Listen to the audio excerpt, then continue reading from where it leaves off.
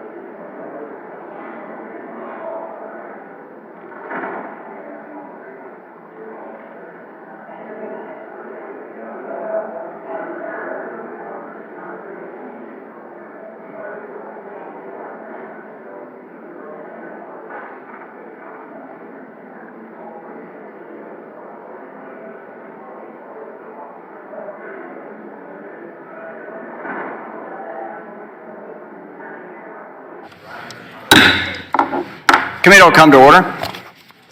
Even the photography crew can come to order as well. Without objection, the chair is authorized to declare a recess of the committee at any time. This hearing is titled the Federal Reserve Semi-Annual Monetary Policy Report. Not the most inventive title, but traditional. We call Humphrey Hawkins. Without objection, all members will have 5 legislative days within which to submit extraneous materials to the chair for inclusion in the record. I will note at the outset that this hearing has a hard stop at 1 p.m., which we will strictly observe. The chair would further announce to committee members that the chair's intention is in the second week we return in July, we'll have a markup, and that markup will include 2 important bills. One is giving digital assets a market structure and federal regulatory remit, and the second is a federal stablecoin regime.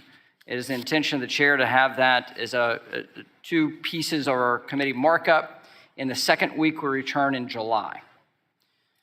I now recognize myself for 4 minutes to give an opening statement. Thank you, Chairman Powell, for joining us today. Inflation remains broad-based and persistent, 2 troubling trends the Fed expects will continue. As you said last week, the process of getting inflation back to 2% is a long way to go. So even though the Federal Open Market Committee did not recommend a rate increase at last week's meeting, it's fair to say that the Fed will continue to make additional increases in the months ahead. We'd like to hear your thinking on those matters. As the FOMC again pointed out last week, the labor market still appears tight, with Fed policymakers projecting a rise in an unemployment rate to a still low 4.1% at the end of the year. Despite pressure from the left, the Federal Reserve must remain committed to eliminating this stealth tax on American workers and families, and I urge you to continue that resolve. A few weeks ago, Congress took the first step toward getting our fiscal house in order through the Fiscal Responsibility Act. Republicans will continue fighting for sensible spending reductions to combat inflation. This stands in stark contrast to Democrats' spending spree that poured nearly $2 trillion into a supply-constrained economy that was already flush with trillions of savings provided by earlier bipartisan COVID rescue efforts. And after keeping interest rates too low for too long, the Fed was slow to address the problem.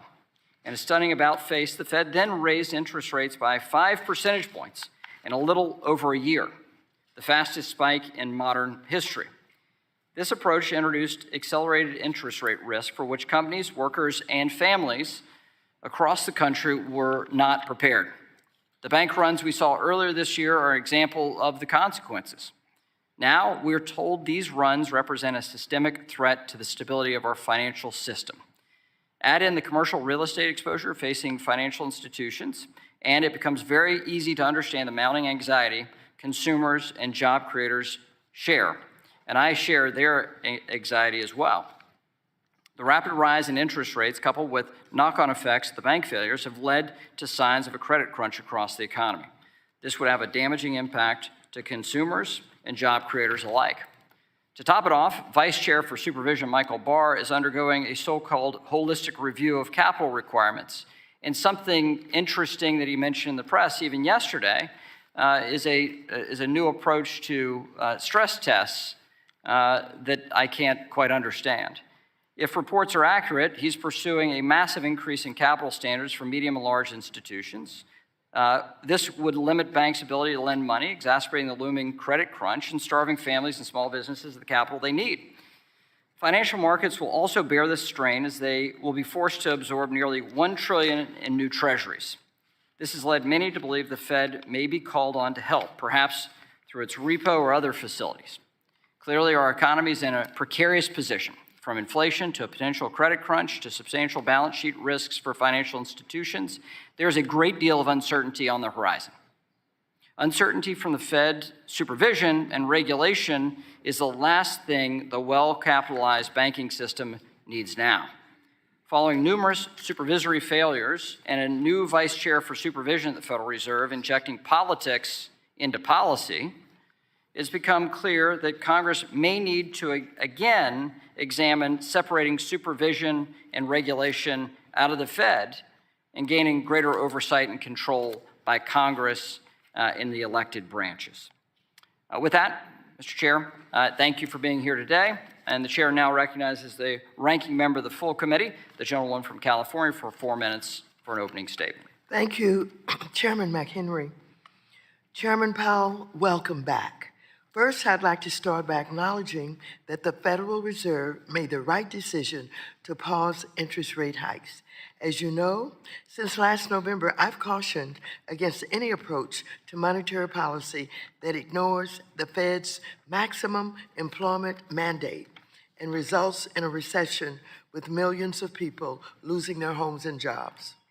While we have had strong job growth thus far, experts contend that this trend will not persist with more rate hikes, especially in light of new challenges. For example, the recent bank failures have resulted in the banking industry further restricting credit, making it even more important for the Fed to move with caution. The progress that we have made in reducing inflation is borne out in the latest Consumer Price Index data. In fact, it's been 10 months, since the passage of the Inflation Reduction Act, and inflation has successfully been cut in half.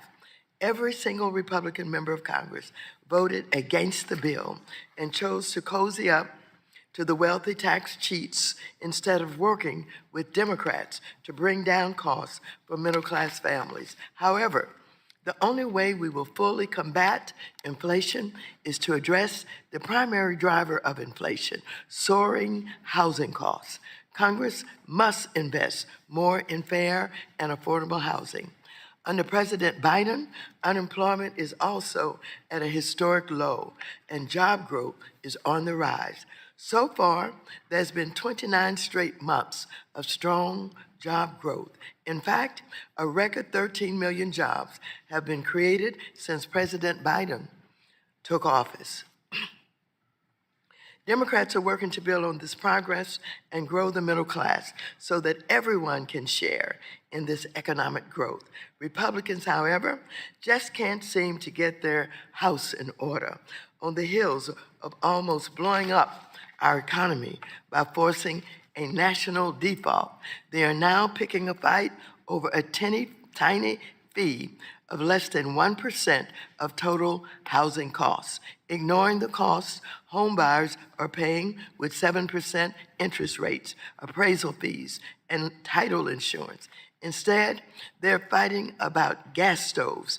In fact, just a week ago, Republican disarray got so bad that it halted business on the House floor for the first time in 20 years. Lastly, as we continue to monitor the banking system following the recent bank failures, the Fed must act to correct the supervisory and regulatory failures identified by our committee's oversight. Committee Democrats recently introduced 11 bills, including 3 of my own, to strengthen the safety and soundness of our banking system and hold executives accountable for their misdeeds. The Senate Banking Committee is holding a markup this morning on a bipartisan bill on bank executive accountability. So I urge Chair McHenry to join us in advancing sensible reforms to strengthen our nation's banking system. With that, I yield back. Generally yields back. I now recognize the Mr. Barr, Chairman of the Subcommittee on Financial Institutions and Monetary Policy, for 1 minute. We expect proposals from the Fed's Vice Chairman for Supervision that could increase capital for financial institutions as much as 20%. Our already well-capitalized banks withstood the COVID shock and severe Fed stress tests as the economy is facing headwinds from the Fed's own rapid rate hikes. Now is not the time to be engineering massive new regulatory changes or hindering regional banks, which have already been under stress. New onerous one-size-fits-all regulation by the Fed needs proper vetting and transparency. I would ask you today to commit to providing us with analysis done so far by the Fed on the Vice Chair's new proposals. I also respectfully ask that the chairman revisit Section 1107A1 of the Dodd-Frank Act to observe that the vice chairman for supervision is authorized only to develop recommendations for the board and oversee supervision and regulation. The law does not give the vice chair special abilities to unilaterally write his own preferred regulations. It does not say that the vice chair should unilaterally write public-facing book reports on bank failures or results of climate scenario experiments. Consensus is paramount. Gentlemen, time has Yield expired. back. We'll now recognize the Subcommittee Chair on Financial Institutions and Monetary Policy, Mr. Foster, for 1 minute. Thank you, Chair McHenry, and to Mr. Powell for being here today. In the wake of what seem to be endless novel problems and disruption, I believe the Fed and Congress have done a reasonable job given the cards that we've been dealt. And indeed, it looks like the widely anticipated recession from the endgame of COVID disruptions, if it occurs at all, will continue to be more of a soft landing than a disaster for our economy. While there is certainly more work to be done, but in the intermediate term, we can reflect with satisfaction on the historically low unemployment, 11 straight months of slowing inflation since the passage of the Inflation Reduction Act. However, I recognize that the necessary monetary policies put forth to combat inflation have not been without stress, including on the fraction of our banks that chose to ignore the Fed's clear forward guidance on that interest rate hikes were in the pipeline. We on this committee remain committed to alleviating the financial stress for everyday Americans to pay rent and get food on the table. I look forward to discussing how recent policies have performed and what else we should do going forward to ensure a strong economic rebound. Thank you, and I yield back. Today, we welcome the testimony of the Honorable Jerome H. Powell, Chair of the Board of Governors of the Federal Reserve System. Chair Powell, we thank you for your time and being here. We'll recognize you for 5 minutes to give an oral presentation of your written testimony. Without objection, your written testimony will be made a part of the record. Chairman Powell, you're recognized. Thank you, Chairman McHenry, Ranking Member Waters, and other members of the committee. I appreciate the opportunity to present the Federal Reserve's semi-annual monetary policy report. Chairman Powell, if you'll pull the mic closer. Thanks. We at the Fed remain squarely focused on our dual mandate to promote maximum employment and stable prices for the American people. My colleagues and I understand the hardship that high inflation is causing, and we remain strongly committed to bringing inflation back down to our 2% goal.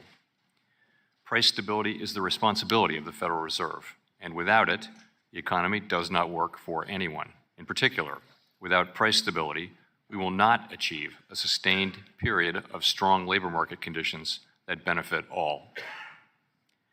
I will review the current economic situation before turning to monetary policy. The U.S. economy slowed significantly last year, and recent indicators suggest that economic activity has continued to expand at a modest pace. Although growth in consumer spending has picked up this year, activity in the housing sector remains weak, largely reflecting higher mortgage rates. Higher interest rates and slower output growth also appear to be weighing on business fixed investment. The labor market remains very tight. Over the first 5 months of the year, job gains averaged a robust 314,000 jobs per month. The unemployment rate moved up but remained low in May at 3.7%. There are some signs that supply and demand in the labor market are coming into better balance. The labor force participation rate has moved up in recent months, particularly for individuals aged 25 to 54. Nominal wage growth has shown some signs of easing, and job vacancies have declined so far this year. While the jobs to workers gap has narrowed, labor demand still substantially exceeds the supply of available workers. Inflation remains well above our longer-run goal of 2%. Over the 12 months ending in April, total personal consumption expenditures prices rose 4.4%. Excluding the volatile food and energy categories, core PCE prices rose 4.7%. In May, the 12-month change in the CPI came in at 4.0%, and the change in the core CPI was 5.3%.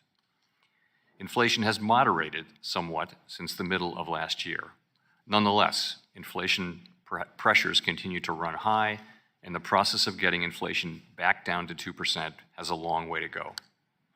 Despite elevated inflation, longer-term inflation expectations appear to remain well anchored, as reflected in a broad range of surveys of households, businesses, and forecasters, as well as measures from financial markets. With inflation running well above our longer-run goal of 2% and with labor market conditions remaining tight, the FOMC has significantly tightened the stance of monetary policy. We've raised our policy interest rate by 5 percentage points since early last year and have continued to reduce our securities holdings at a brisk pace. We have been seeing the effects of our policy tightening on demand in the most interest rate sensitive sectors of the economy. It will take time, however, for the full effects of monetary restraint to be realized, especially on inflation. The economy is facing headwinds from tighter credit conditions for households and businesses, which are likely to weigh on economic activity, hiring, and inflation. And the extent of these effects remains uncertain. In light of how far we have come in tightening policy, the uncertain lags with which monetary policy affects the economy, and potential headwinds from credit tightening, the FOMC decided last week to maintain the target range for the federal funds rate at 5 to 5.25% and to continue the process of significantly reducing our securities holdings. Nearly all FOMC participants expect that it will be appropriate to raise interest rates somewhat further by the end of the year. But at last week's meeting, considering how far and how fast we've moved, we judged it prudent to hold the target range steady to allow the committee to assess additional information and its implications for monetary policy. In determining the extent of additional policy firming that may be appropriate to return inflation to 2% over time, we will take into account the cumulative tightening of monetary policy, the lags with which monetary policy affects economic activity, inflation, and inflation economic and financial developments. We will continue to make our decisions meeting by meeting based on the totality of incoming data and their implications for the outlook for economic activity and inflation, as well as the balance of risks. We remain committed to bringing inflation back down to our 2% goal and to keeping longer-term inflation expectations well anchored. Reducing inflation is likely to require a period of below-trend growth and some softening in labor market conditions. Restoring price stability, again, is essential to set the stage for achieving maximum employment and stable prices over the longer run. Before concluding, let me briefly address the condition of the banking sector. The U.S. banking system is sound and resilient. As detailed in the box on financial stability in the Monetary Policy Report, the Fed, together with the Treasury and the FDIC, took decisive action in March to protect the U.S. economy and to strengthen public confidence in our banking system. The recent bank failures, including that of Silicon Valley Bank and the resulting bank stress, have highlighted the importance of ensuring that we have the appropriate rules and supervisory practices for banks of this size. We are committed to addressing these vulnerabilities to make for a stronger and more resilient banking system. We understand that our actions affect communities, families, and businesses across the country. Everything we do is in service to our public mission. We at the Fed will do everything we can to achieve our maximum employment and price stability goals. Thank you. Thank you, Chairman. I now recognize myself for 5 minutes. Chairman Powell, as I laid out in my opening statement, inflation continues to be broad-based and persistent, both of which are concerning. Last week, the Federal Open Markets Committee decided to pause rate increases. And at the same time, the committee alluded that it would raise rates more later in the year. And so how should the FOMC's posture at the June meeting be interpreted? Will the committee continue to raise rates later this year? What's the thinking of this? What are we to understand? Thank you, Mr. Chairman. So you're right, of course. We did decide to maintain the federal funds rate at its current rate at this meeting. At the same time, participants submitted personal forecasts suggesting that almost all of them thought there would be additional hikes. And I just want to say those two things are entirely consistent. The point being that the level to which we raise rates is actually a separate question of the speed with which we move. Earlier in the process, speed was very important. It's not very important now. The sense of the summary of economic projections and the decision really is just that, given how far we've come, it may make sense to move rates higher, but to do so at a more moderate pace. That's really it. You know, We were at 75 basis points for several meetings, then we were at 50 basis points, then 50 basis points, 25 basis points at 3 consecutive meetings, and now we're moderating that pace, much as you might do if you were to be driving 75 miles an hour on the highway, then 50 miles an hour on a local highway, and then as you get closer to your destination, as you try to find that destination, you slow down even further. Okay. So it is more data is necessary for the Fed to make these decisions, and that's one interpretation, but thank you for a broader view there. I also want a broader view on this question of the vice chair for supervision is performing his own personal holistic review of the Fed's regulatory framework for bank capital and liquidity. In an interview yesterday, he discussed some version of a new type of stress test even, striking complete confusion in his description of it. And at the same time, we have testimony from you, even from the vice chair of supervision, saying that we have a sound banking system that is well capitalized. You will sit in judgment of this proposal that the vice chair for supervision will bring to the full board on this holistic review of capital. There are a lot of discussions about the amount of capital he's talking about, the concern that this is pro-cyclical at a time where our economy with higher rates is, you're measuring what's happening in the broader economy, and at the same time, we're going to have a major piece of capital required by financial institutions, which will further restrict lending. So how can you tell us to think about that, given your seat on the Open Markets Committee and as a Fed governor? How would you interpret that? So I guess I would say you're right. There are a significant number of proposals that are kind of in the works. They haven't been finalized, let alone brought to the board yet. And so I can't really get into specific details today. Well, we'd like your thinking, Chairman Powell. That's what we'd like. What I can share is, principles and how I will think about this. Regulatory proposals go to the board. Every person on the board, that's 6 governors now, has an obligation to evaluate and vote on those, and I'm one of those people. I also chair the board. So a couple things I would point out. Just first that, I think regulation should be transparent and consistent and not too volatile, and particularly as it relates to capital requirements.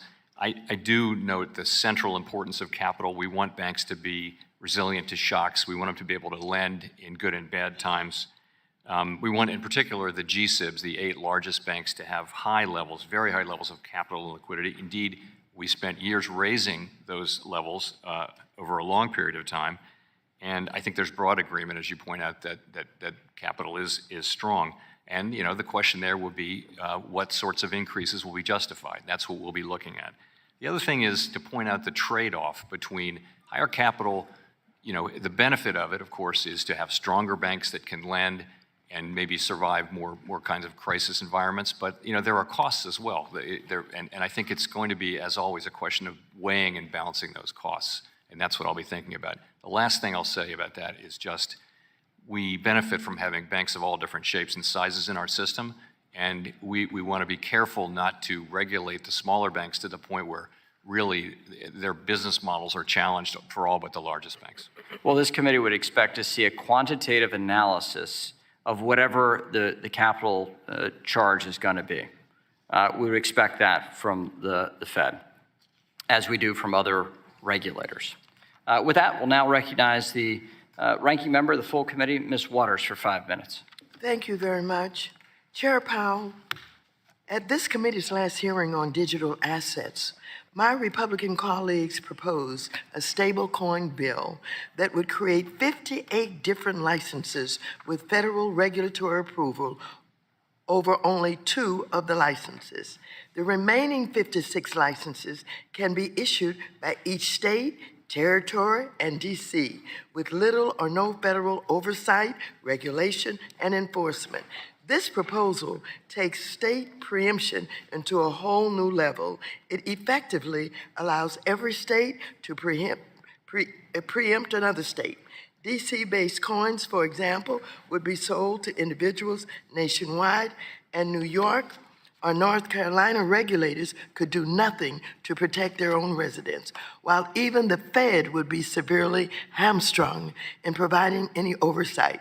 I've argued that we should allow states to be part of this process, but we must have a strong, enforceable federal floor with a role for the Federal Reserve to approve and provide oversight of payment stablecoins issued by non-banks in order to ensure that consumers are protected.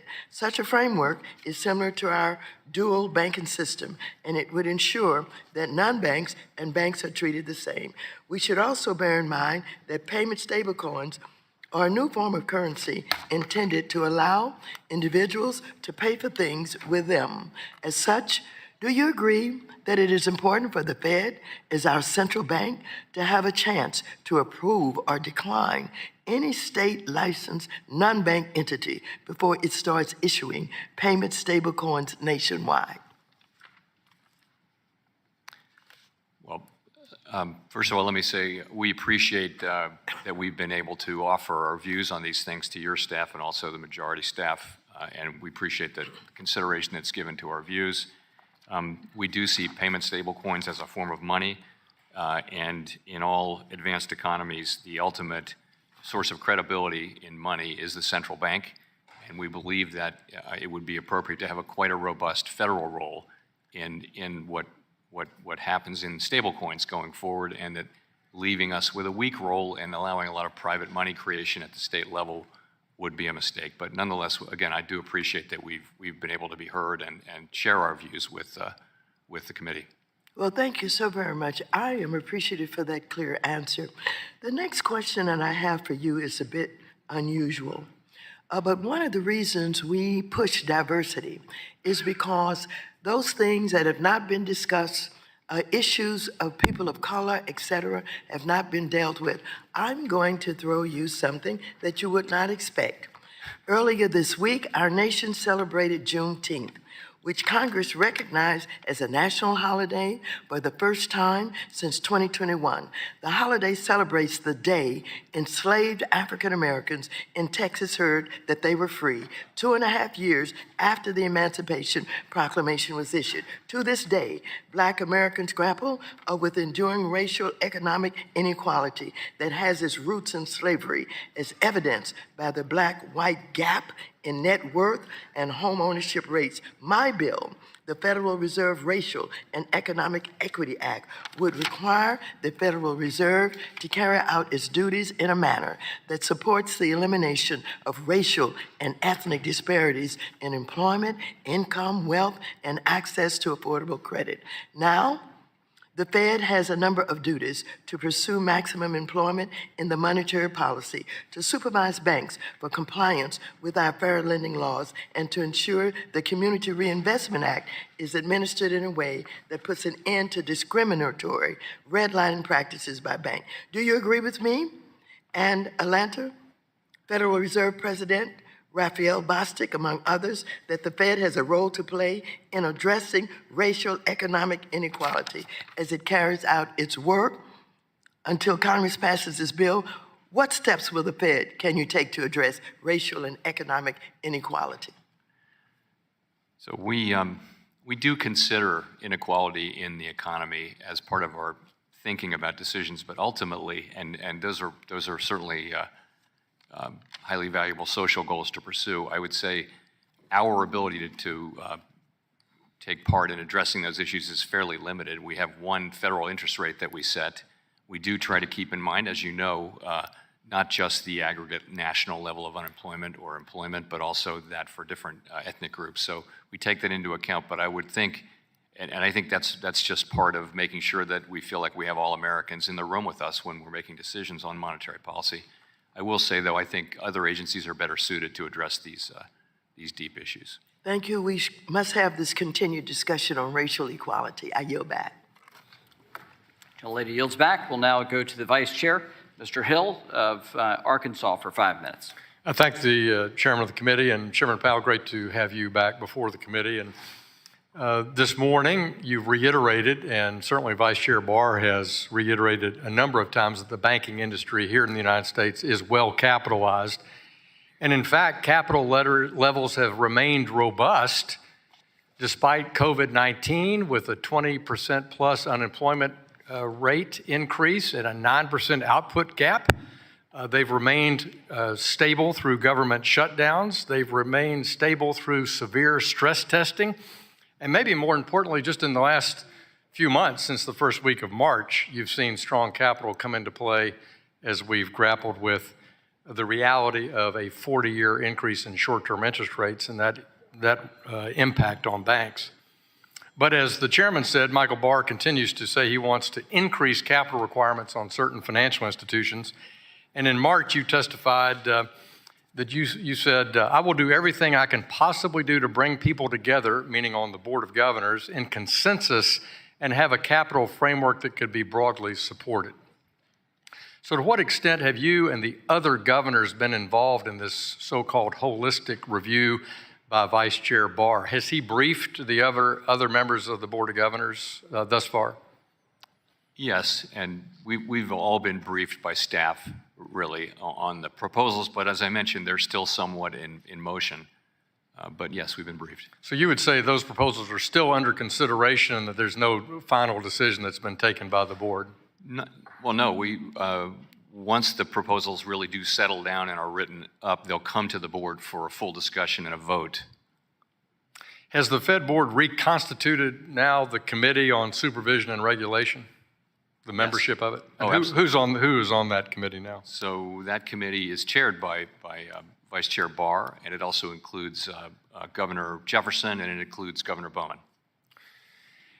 When you look at capital in the U.S., and I look at the globally significant banks here versus other places in the world, would you say that the U.S. banks, the U.S. G-SIBs, are better capitalized than their global peers in Europe or in Asia? So we're certainly at or near the top of the league table. I think there are a couple other jurisdictions that also have broadly similar levels of capital strength. But yes, we're at the top of the league table.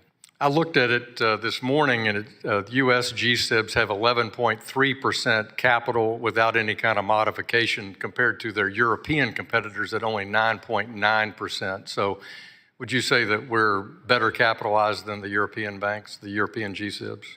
I hate to call out the other jurisdictions, but I would say our banks are very strongly capitalized and also competing quite successfully globally outside the United States. Yeah, I agree, and I think we've strengthened capital, we've strengthened our supervision, notwithstanding the problems that we saw this spring, which we've talked about ad nauseum here. But that capital standard does make American banks, I think, stand out. And wouldn't Basel, the so-called Basel III holistic reforms, wouldn't it be better if the European banks did a holistic review and actually got their capital up to American standards? So I think they are bound by the same, no one's bound by these, but they have agreed to follow the same standards, and I think they're going through the same process we're going through. Same topic, are the FDIC supervisory process and the OCC supervisors, are they involved and engaged with Vice Chair Barr in looking at this, quote, holistic review of capital adequacy? I think, in other words, are they providing their input to the Vice Chair for supervision in their own views on this topic? On the regulatory proposals that are relevant to them, yes. I think on the capital proposals, yes, I believe so. And you made a comment a minute ago, I think, to Chairman McHenry's questions about that you'd like to see rules and supervisory rules consistent over time. And I think that's frustrating here. We see change in administration. Sometimes we see change in rules, which is, I think, frustrating to the private sector and to market participants. I note that the Biden administration says that the Financial Stability Oversight Board should now base their decisions on size as opposed to activities. And for several years now, we've had an activities designation and a cost-benefit analysis. Do you think the activities designation gives supervisors more discretion at FSOC to select who should be deemed under their supervision? So I actually think that one... In other words, is size alone, should we be looking only at size, or should we look at cost-benefit analysis and activities? And my time's expired. If you'd answer in writing, okay, I would appreciate it. I think this is an important issue. I yield back, Mr. Chairman. We'll now go to Ms. Velasquez of New York for 5 minutes. Thank you, Mr. Chairman. Chair Powell, At your press conference last week, you stated, and I quote, "The committee is completely unified in the need to get inflation down to 2% and will do whatever it takes to get it down to 2% over time." Some analysts have interpreted this statement as the FOMC's willingness to trigger a recession in order to get inflation to 2%. How would you respond if this is a fair and accurate interpretation? So our statutory goals are price stability and maximum employment, and we are dedicated to using our tools to achieving those. In the case of employment, we still have historically low unemployment rates and high employment rates now, high participation, a very strong labor market. We're very far from our inflation target of 2%, and we're very focused on getting back to 2%. And how does the FOMC takes into consideration the impact of rising interest rates on LMI communities and small businesses when determining monetary policies? So we only have one interest rate to raise or lower. It's not true, but mainly one main interest rate to raise or lower, and it applies to everyone. But I would say that inflation hits LMI communities and people generally at the lower end of the income spectrum much harder than people in the middle or at the high end, because high inflation can get you into trouble right away if you're living on a fixed income just to cover the basic necessities. So it is for the benefit of those people that we must get inflation under control. It's for the benefit of all Americans, but particularly for those people. And we keep that in mind as we are strongly committed to getting inflation back down to 2% over time. Well, and they are the same people that are having a hard time accessing loans, the same with small businesses. Chair Powell, Vice Chair Barr's report on the Fed's review of Silicon Valley Bank states that while there was regulatory tailoring conducted in response to S2155, there was also, and this is the part that really concerns me, a cultural shift at the Fed under the direction of the previous Vice Chair for Supervision, Randy Quarles. According to the report, this shift included pressure to reduce burdens on firms, meet a higher burden of proof for a supervisory conclusion, and a need to accumulate more evidence than in the past. As chair during that period, were you aware of this cultural shift and the impact it was creating? So I think we learned from the Silicon Valley failure and the others that there is going to be a need for stronger supervision and also regulation for banks of that size. And I'm committed to learning the right lessons from this exercise and to forthrightly implementing changes. Were you aware of the cultural shift? So I can't really characterize it that way. Certainly, I was aware that we were trying to avoid excessive regulatory burden. That so is you always disagree an with thing. Chair Barr's report in that respect? I'm sure that the people who wrote the report were accurately reporting what they heard from back in the day. How often were you meeting with Vice Chair Quarles? I reasonably frequently. We sat quite near each other. And never discussed the cultural shift? I didn't say that, but I don't remember it. The way you're describing it is not what I recall. I recall Vice Chair Quarles talking about things like focusing on the really important issues and not getting diverted into other. So the way it was described by Vice Chair Barr is not what you recall? Well, so what I had no part in. I said I had no part in preparing the report. I'm confident that the staff who worked on the report reported accurately what they heard. I'm sure that that's right. So what steps did you take proactively to meet with regulatory and supervisory staff? Well, I think we're taking significant steps now. We're, as you know, under Vice Chair Barr's leadership, we're looking carefully at these events and asking ourselves, what do we need to do with supervision? And I think there is a point to be made that There are situations in which we need to be more forceful and more proactive. Not in all situations, but in some. In regulation, I think we're learning that we need to update our thinking around liquidity regulation, which was based on a certain speed of bank runs, which now looks to be outdated. My time has expired. The gentlelady's time's expired. We'll now recognize the gentleman from New York, Mr. Garbarino, for 5 minutes. Thank you, Mr. Chairman. Chairman Powell, thank you for being here. I just want to start off by asking a few yes or no questions. Was the Silicon Valley Bank failure a result of a liquidity issue? I'm sorry. Was Silicon Valley Bank failure a result of the liquidity issue? Among other things, yes. Signature Bank failure, the result of a liquidity issue? Yes, I mean, that's not, there's also a lot of very bad management decisions being made here. But liquidity. First Republic, was that a failure result of a liquidity issue also? Among other things, yeah. I mean, I wouldn't say just liquidity. Well, all right. Were any of them a failure of having too low capital levels?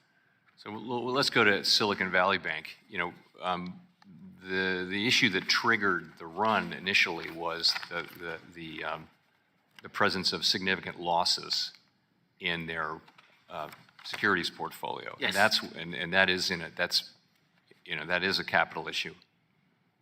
So they had too low a capital, the requirements. So what? They weren't required to, as you know, they weren't required to take that into account in their capital. But I think if you remember what people were focusing on was these portfolio losses, and then what people weren't focusing on was the fact that they had in excess of 90% uninsured deposits, and that's what caused the run. So would increasing capital requirements for Silicon Valley Bank or any of these other banks or all banks together, would that have stopped these banks from failing? That's a hypothetical, unknowable question. I think it might have helped. I think it might have helped, but How much then? Increasing it by how much would have helped? It's very hard to say. Very hard to say. I mean, clearly the main issue there was a failure of management to follow up, a failure of supervision to require them to follow up, and really the liquidity regulation was just not appropriate. We needed to have stronger regulation around liquidity and uninsured deposits. So last year you said the banking system is very strong, well capitalized, highly liquid, does a much better job of understanding the risks that it runs and managing them. And just today you said the banking sector seems to be strong. Do you still stand by those statements? I mean, just said it today. Yes. So, yep. Last month, Vice Chair Barr appeared before this committee, and he agreed with you. He said overall banks have a strong capital and liquidity. Secretary Yellen has said similar things. But today, even though you've all said that banks seem to have strong capital, you seem to lead us today by saying the bank's considering what increase would be appropriate of capital requirements. So has the board already decided that an increase will happen? They're just deciding what's the size of the increase for capital requirements? No. What I meant to say, what I thought I said was that any increase above these levels would need to be shown to be justified. So I understand, and you have a vote as whether or not what this proposal you'll vote on whether or not. Do you personally think that an increase is necessary at this time? Do I think? That an increase in capital requirements is necessary at this time? Look, I'm going to react to whatever the proposal turns out to be in the end, and give it my best assessment. And also, that's what I'll say. Okay. You just also said that credit is tightening. Won't increasing capital requirements further tighten credit? Over time, I mean, the thing about capital requirements is if we put a proposal out this summer, let's say, it'll be quite a while before that proposal is, agreed among the agencies and then voted on, and then it'll take some years to come into full effect. So I would think, whereas interest rates, for example, have immediate effects on financial conditions and then reasonably quick effects on economic activity, capital requirements are a much more sort of medium-term, longer-term thing. So I'd like to move on to what the impacts on lending, raising capital requirements would have. According to an academic literature by the Basel Committee on Banking Supervision, a 1% point increase in capital requirements could potentially reduce annual GDP by up to 16 basis points, showing that higher capital requirements come at a cost and could have significant impact on the U.S. economy. I discussed this with Vice Chair Barr last month, and expressed my concerns about what the impact of increased capital on the real economy but he didn't answer the question directly. We just need to, we're hearing from all sorts of industry that these increased capital requirements at any level would have a further tightening on lending. And if that happens, and I'm hearing from everybody, if that happens, it's going to be a real disaster. So I think anything that the committee proposes, if you could come back and brief us on before it's finalized, we would appreciate that very much, sir. Gentleman's time has expired. The gentleman from Missouri, Mr. Cleaver, is now recognized. Thank you, Mr. Chairman. Welcome, Mr. Chairman. Thank you very much. This is probably Economics 101, but a lot of people in my district are misunderstanding 101 along with me. In May of this year, unemployment remained at 4% for the 16th consecutive month, and at 3.7%. This means that unemployment remained at or below 4% for the longest stretch in 50 years. In the U.S., the job openings rate has fallen by more than 1.5 percentage points from its peak, while the unemployment rate has crept slightly lower. In other words, the job openings decline, but so does joblessness. And I'm wondering if there was any expectation that this would occur. There is an expectation that the ratio of job openings to unemployed people has been in historic territory, all-time highs for a while now, in the last year or so. And there is an expectation that it will come down. There a while ago, there were 2 jobs for every unemployed person. Now we're down to 1.7, I believe, or 1.6. And that still speaks to a historically tight labor market, where their demand for labor still very substantially exceeds the supply of available workers. So we do expect as things, and that, by the way, that's a way that the labor market can become less tight without having unemployment go up. I'm sure you're hearing this all over, as I am, and that is business people. I've got a good friend who has a number of barbecue restaurants in Kansas City, and he is constantly telling me how difficult it is to find workers, to the point where he did something he thought I'd never do, put a sign out in front of his restaurants, job openings. And are there particular industries or sectors of the economy where we would expect this sentiment to be particularly true? No, and that is right. That is, there's still a significant labor shortage.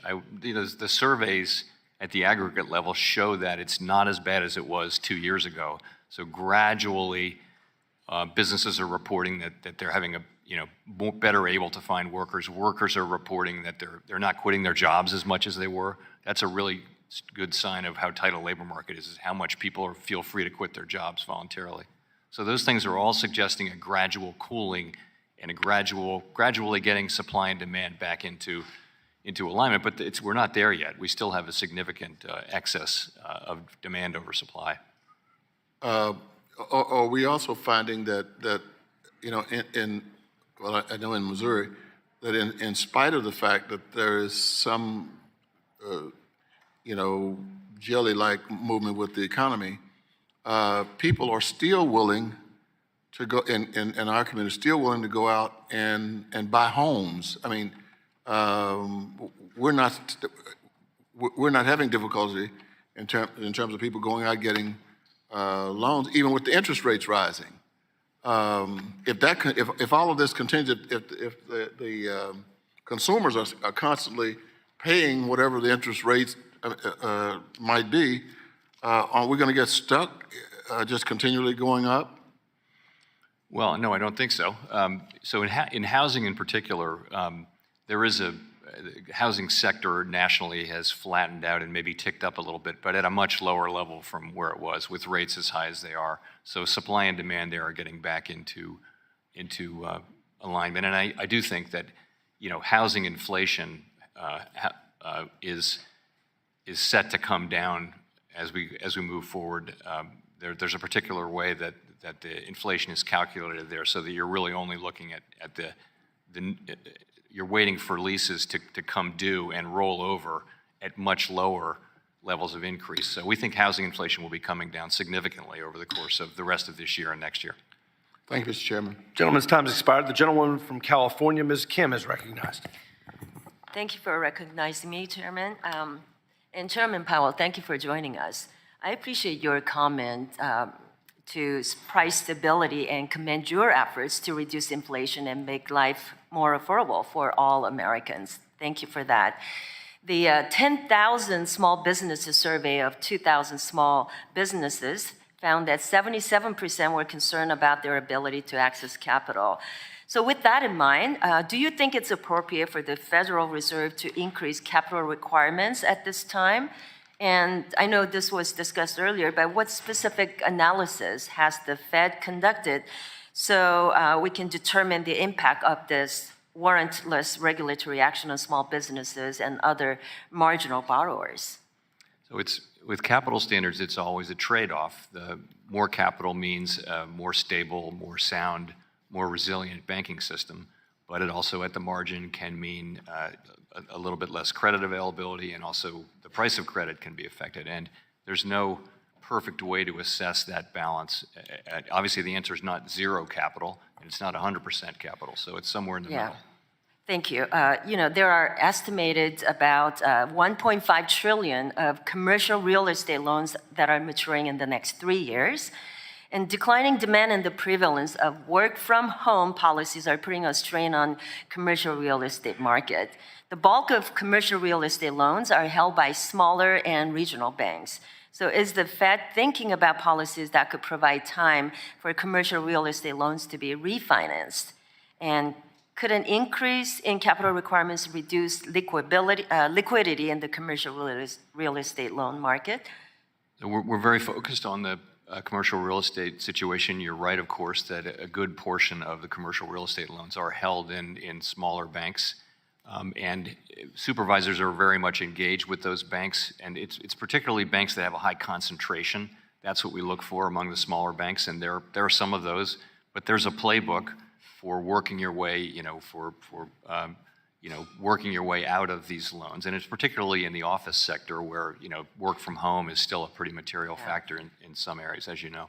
Thank you. So the next question has to do with the board process and procedures. What are those procedures that govern consideration and potential adoption of matters like the proposals that Vice Chair Barr is about to present to the board? So on regulation, as opposed to supervision, on regulation, the Board of Governors votes on regulatory proposals, and it's a majority vote. We now have 6 voters, so when there is a proposal, it will be briefed carefully, and then we will have we'll have a meeting, or it can be done actually virtually, and probably will be that way, as most of our meetings are, and then we have a vote. On supervision, it's different. Most supervisory matters are really under the authority of the Vice Chair for Supervision under the law. So most of them don't have to go to the board for a vote. So what percentage of the governors must vote in favor? Majority. The majority of them? Okay. The California governor, prior to the depositor bailout for SVB, reportedly identified that he had been in touch with the highest levels of leadership at the White House and the Treasury. The governor also, on Sunday, March 12, when the bailout was announced, issued his own statement praising that action. There have also been reports that the governor and his wife, with respect to their business and perhaps other interests, may have had depository interest in SVB. So when the Reserve Federal Reserve Board, the FDIC Board, and Secretary Yellen, in consultation with the President, recommended invoking the systemic risk exception for SVB, and then decided to provide blanket insurance even on uninsured balances, did the Fed or any others, to your knowledge, perform any conflict of interest due diligence? No, I mean, we were in an emergency situation on Monday morning. There was going to be, and there was a run on banks that looked, that So had looking high back, insured do you think depositors. there was So any we carried out our Yeah. duties, and I'm actually pretty sure we did the right thing. And you don't think there was any conflict of interest, even looking I back? have nothing. from that? I have absolutely no knowledge on that. Okay. Well, thank you. Thanks for being here. I yield back the balance of my time. Gentlelady yields back. The gentleman from Texas, Mr. Gonzalez, is recognized. Thank you, Mr. Chairman and Ranking Member. Thank you, Chairman, for being here with us this morning. The June Federal Open Market Committee report indicates inflation in the U.S. and abroad continue to ease but remain elevated. In response to the FOMC that has the proposed interest rate increases up until June 14th, recommendations to pause interest rate hikes for the first time this year, research has shown that the effects of monetary policy decisions, like raising interest rates, can take, on average, 42 months to be realized fully in the United States, meaning we may not fully understand the effects of this first increase in rates of March 2022 until next fall. With that in mind, how have our recent tightened monetary policies impacted the strength of the U.S. dollar and how it is valued globally? Let me say that there's a lot of uncertainty around how long it takes monetary policy to affect real activity. There's no agreement on 42 months or any particular thing, and I think most people would say shorter than that. So you're asking how it would affect the dollar? Yes. So first of all, the Treasury Department has responsibility for the level of the dollar and the stewardship of the dollar as a currency. We don't actually comment on that. We don't look at any particular level. It's just another, to us, it's a financial condition. A stronger dollar means certain things, and a weaker dollar means certain other things. But it continues to be a concern here in this committee. Also, Chairman, as you're aware, the Federal Reserve's core mission is to keep employment up and inflation down. Although I understand the calls for climate-related financial risk management from my colleagues, we should be focusing on the economic state of our country. The credit of the U.S. dollar is at jeopardy, and as you know, we've had global pressure recently, and we need to be sending a clear message that the world can rely on the full faith and credit of the United States dollar. We should be focusing on mitigating the calls to reduce dependency of the U.S. dollar. Monetary policy changes implemented in the U.S. are likely to cause a ripple effect throughout the global economy. With that said, would you agree that monetary policies to directly address climate change should be made by Congress and not the Federal Reserve, and implementing monetary policies and supervisory tools to exclude energy leaders from capital and financial institutions would have a grave impact on local, state, federal, and even global economies? a strong agreement around the fact that we have quite a narrow role in climate change, and really the important decisions about climate change need to be made by elected people, not by the Fed. Thank you, and I yield back. Gentleman yields back. The gentleman from Florida, Mr. Donalds, is recognized. Thank you, Mr. Chairman.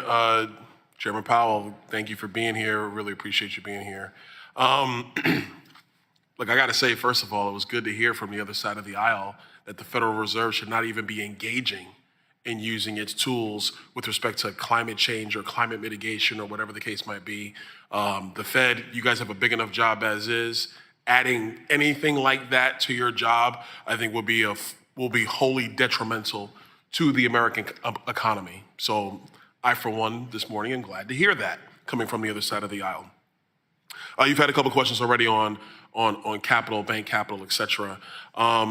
Look, some of the current views are that continuous raises of bank capital will increase costs to our economy anywhere from $50 to $200 billion. What's your view of the current desire or mode of Vice Chair Barr to fully implement the Basel III capital standards? Well, I think that's the next thing Vice Chair Quarles was working on that. It didn't get completed for various reasons, but that, I think that's an international capital standard that we should go ahead and complete. As to the right level of capital, that's a discussion we're about to have. Are you guys at the Fed, are you guys kind of concerned about the fact that now it seems like the European regulators are starting to pull back from that? Like they're starting to think about capital standards being too much for European banks, and that they're starting to recede from what was, I assume, kind of a handshake agreement in years gone by. Yeah, I'm not hearing that exactly. We'll be watching that carefully, though. Okay. Overall, just with respect to capital, let's take a step back. Obviously, since 2008, 2009, we have, in my view, aggressively gone through this process of increasing capital standards and capital requirements on a Tier 1 capital for banks. In retrospect, do you think that's been a net positive to the overall banking environment, or do you believe it's been a negative to the overall banking environment? I think it's been a net positive, and as I pointed out earlier, U.S. banks have competed very, very successfully through this period, despite what were pretty significant capital increases that we put in a few years back. So it really has led to very strong, and also made it well through the pandemic period, I thought, and I think that was a pretty good test. So even though the government did do a lot to support the economy, still, I think that those capital hikes that we made in the last cycle come through looking pretty good. Do you guys at the Fed, do you have a view of, I say you guys because I know you're the chairman, but there's other members as well. Do you have a view of the concern about community banking in the United States, or a lack thereof of community banking? It has been shrinking quite significantly over the past 10 to 12 years. Very, very much so. It's a focus for us. We understand the importance of community banks, that they provide a different service and a really important service to smaller businesses and communities.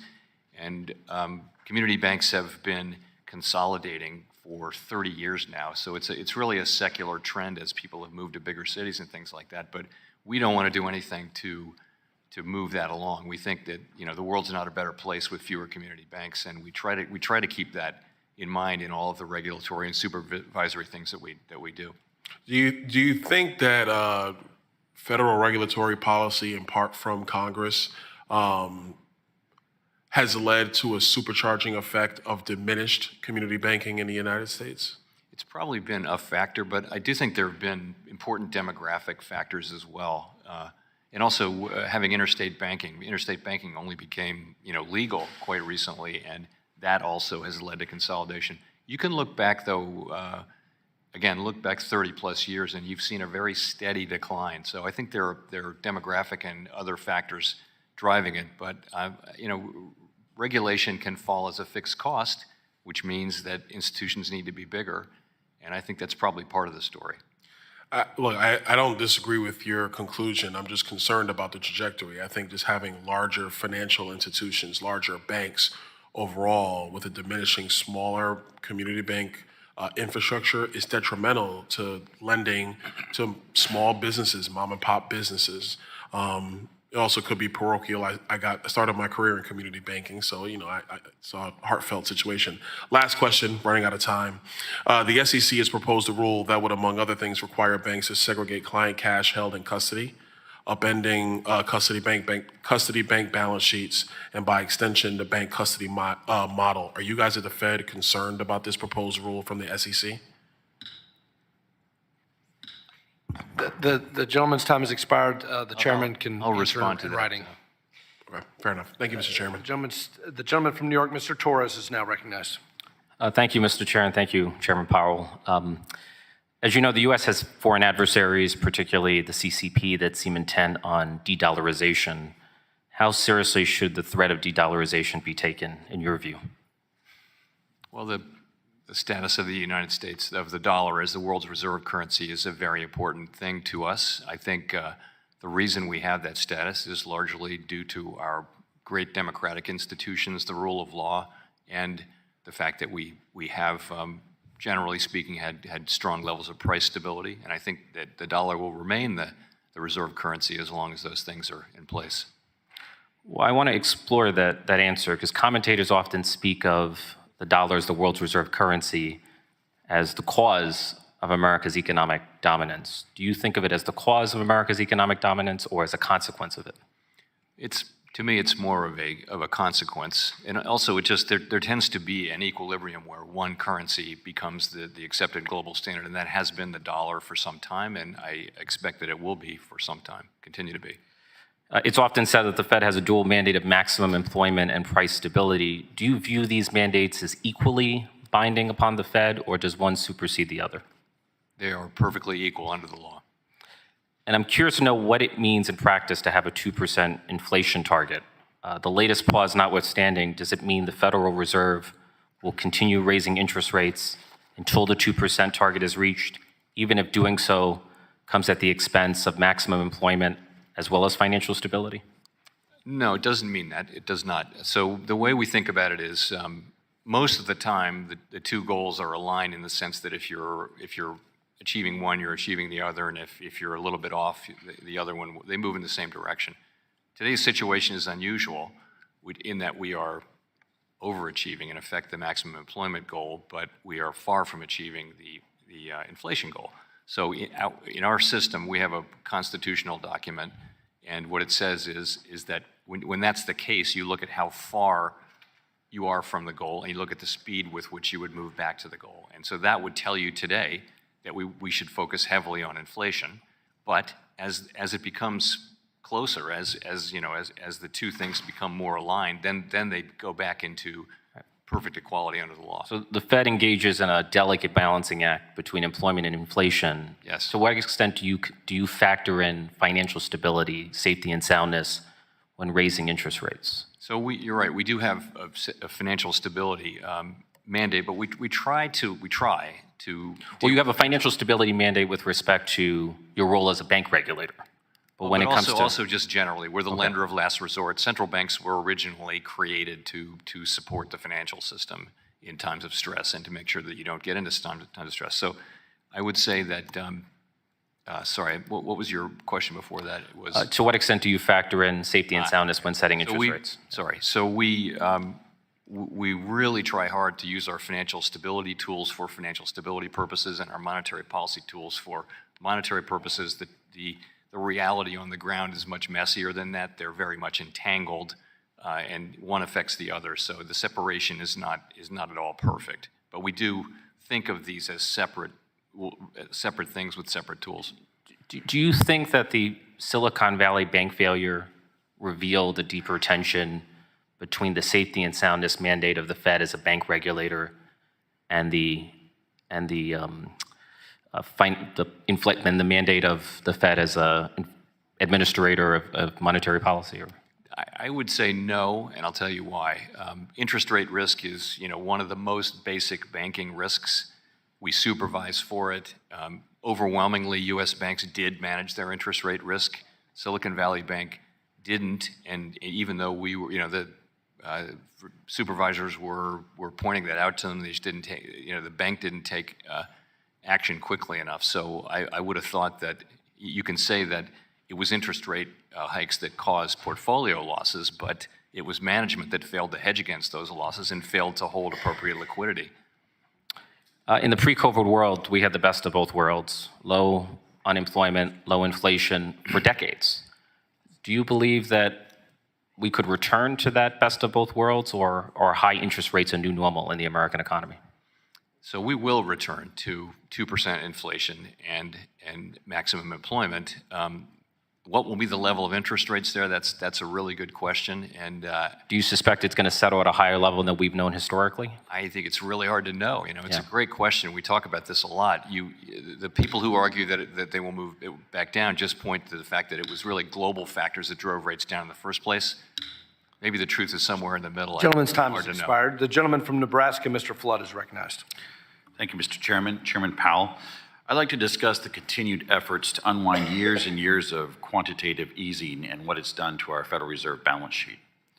If you take a look at the size of the Federal Reserve's balance sheet since the 2008 financial crisis, we've seen an alarming increase from around $800 million to today's $8.3 trillion in assets. Back in 2018, you did start the work of winding down the balance sheet. You managed to offload roughly $700 billion assets between the beginning of your time as Federal Reserve Chair and August of 2019. The problem was, shortly after your efforts began, we had another major economic shock, the COVID-19 pandemic. That caused the Fed to once again return to quantitative easing as a form of economic relief. Pretty soon, the Federal Reserve's balance sheet had increased another $4 trillion in size. That's how we made it to the balance sheet level that we are at today. I understand you have started working to shed some of the Federal Reserve's balance sheet, and I appreciate the work. That being said, the scale involved here, to me, is startling. My concern, Chairman Powell, is that efforts to shed assets from the Fed's balance sheet have never been anywhere as quick as efforts to build it back up. Our economic cycle does go through recessions from time to time. It's not always boom, but some bust too. If we continue a pattern of rapidly building up the Federal Reserve's balance sheet in bad times and slowly shedding assets in good times, we're going to see the balance sheet grow significantly over time. Chairman Powell, is this a concern of yours? And to pair with that question, long-term, how can we avoid an environment where any effort to unwind the Federal Reserve's balance sheet is undone anytime there's an economic shock? It is a concern, and that's why we are this time the balance sheet roll-off is much faster than it was back in the first episode. We also know more. We hadn't grown our balance sheet like that, and we hadn't shrunk it before. Now we have experience with that. So we are moving back down to a level that will be appropriate for our new framework. By the way, we won't go back to a framework where we were dealing with scarce reserves. We like the administrative rate framework that we're in now. But it is important that the balance sheet not just grow with every cycle, and I think I'm very conscious of that. Chairman Powell, do you have an optimal Fed target for the size of what the balance sheet should look like? A number? I'll give you the idea, and that is, you find the number, but the idea is that it's smaller than now. It's a place where reserves are abundant, and also have a little bit of a buffer on top of that so that we don't accidentally run into reserve scarcity. Demand for reserves can be volatile, and you don't want to find yourself, as we did a few years back, suddenly finding that reserves were scarce, even though we didn't see it coming, and we then had to put more reserves into the system at a time when we didn't want to be doing that. So I think you want to have a level where we have ample reserves plus a buffer, and that'll be a percent of GDP that we get down to, and we're moving in that direction pretty smartly. Chairman Powell, realistically, how quickly can the Federal Reserve unwind its balance sheet? What's the threshold beyond which an asset sell-off by the Federal Reserve would disrupt our markets? So we don't sell assets. What we do is we allow them to mature and passively roll off, and that's what we're doing to the tune of about $1 trillion a year. And we're in the middle of that process. Now we will, it's an empirical question. You're going to find a level that is still ample, plus a bit of a buffer, and that's how we're thinking about it. Thank you, Mr. Chairman. I would just reiterate my concern on this issue. I fear that having the Federal Reserve backstop so much of our economy through the holding of treasuries and mortgage-backed securities is not sustainable long-term. Thank you, Chairman. I yield back. Gentleman yields. The gentleman from New York, Mr. Horsford, or Nevada, Mr. Horsford is recognized. I thank the chair and the ranking member for holding this important hearing, and thank you, Chair Powell, for appearing before the committee today. Before I begin, I'd like to ask permission to enter into the record editorial by the Las Vegas Sun entitled "Economy Infrastructure Thrive When Dems Have the Reins," dated June 16, 2023. Without objection. During this time of increased economic uncertainty, it is more important than ever that the Federal Reserve fulfills its dual mission of maximizing employment and supporting price stability. There is no doubt that it is difficult, and the needle that has to be threaded is very specific. However, the human cost is simply too great for us to get this wrong. Sometimes we need to be reminded that there are real people behind the economic data, and that the actions taken by both Congress and the Fed have real consequences for everyday Americans. Everyday Americans who want to know that myself and my colleagues are dedicated to creating an economy that actually works for them. which is why I was pleased that last week the Federal Reserve decided to pause your interest rate hikes and take stock of the overall economic picture. Now, don't get me wrong, there's certainly more work ahead of us, but with 13 million jobs added since President Biden took office, we should be rooting for America to succeed and not to fail. The strength of the labor market continues despite the multiple concurrent shocks that continue to reverberate throughout the global economy. And I believe our economy remains resilient thanks to the historic investments that were included in the legislation passed last Congress and signed into law by President Biden. These beneficiaries of these investments were the people, the middle class, not special interest. The bipartisan infrastructure law is creating construction jobs and projects that will help ease supply chain challenges and ensure safer transportation for everyone.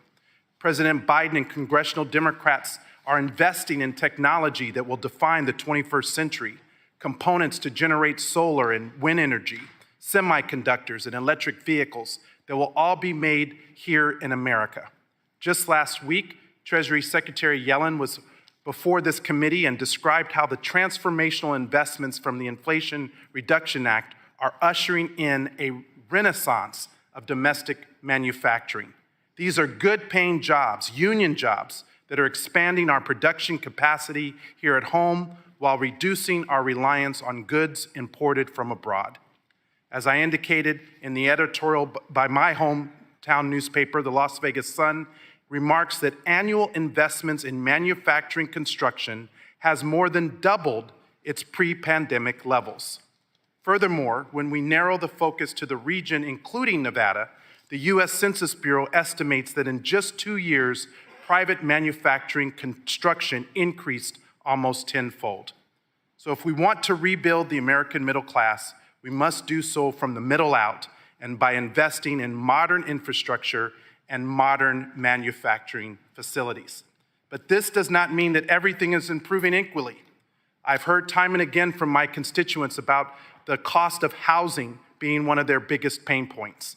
The Monetary Policy Report points out that housing services prices have risen a shocking 8.5% over the 12-month period ending in April, and in my district, it's even worse. So Chair Powell, at a time where it has become increasingly difficult for working Nevadans to purchase a home, I worry that rising mortgage rates will put working families even further behind on accessing the wealth and equity that a house provides.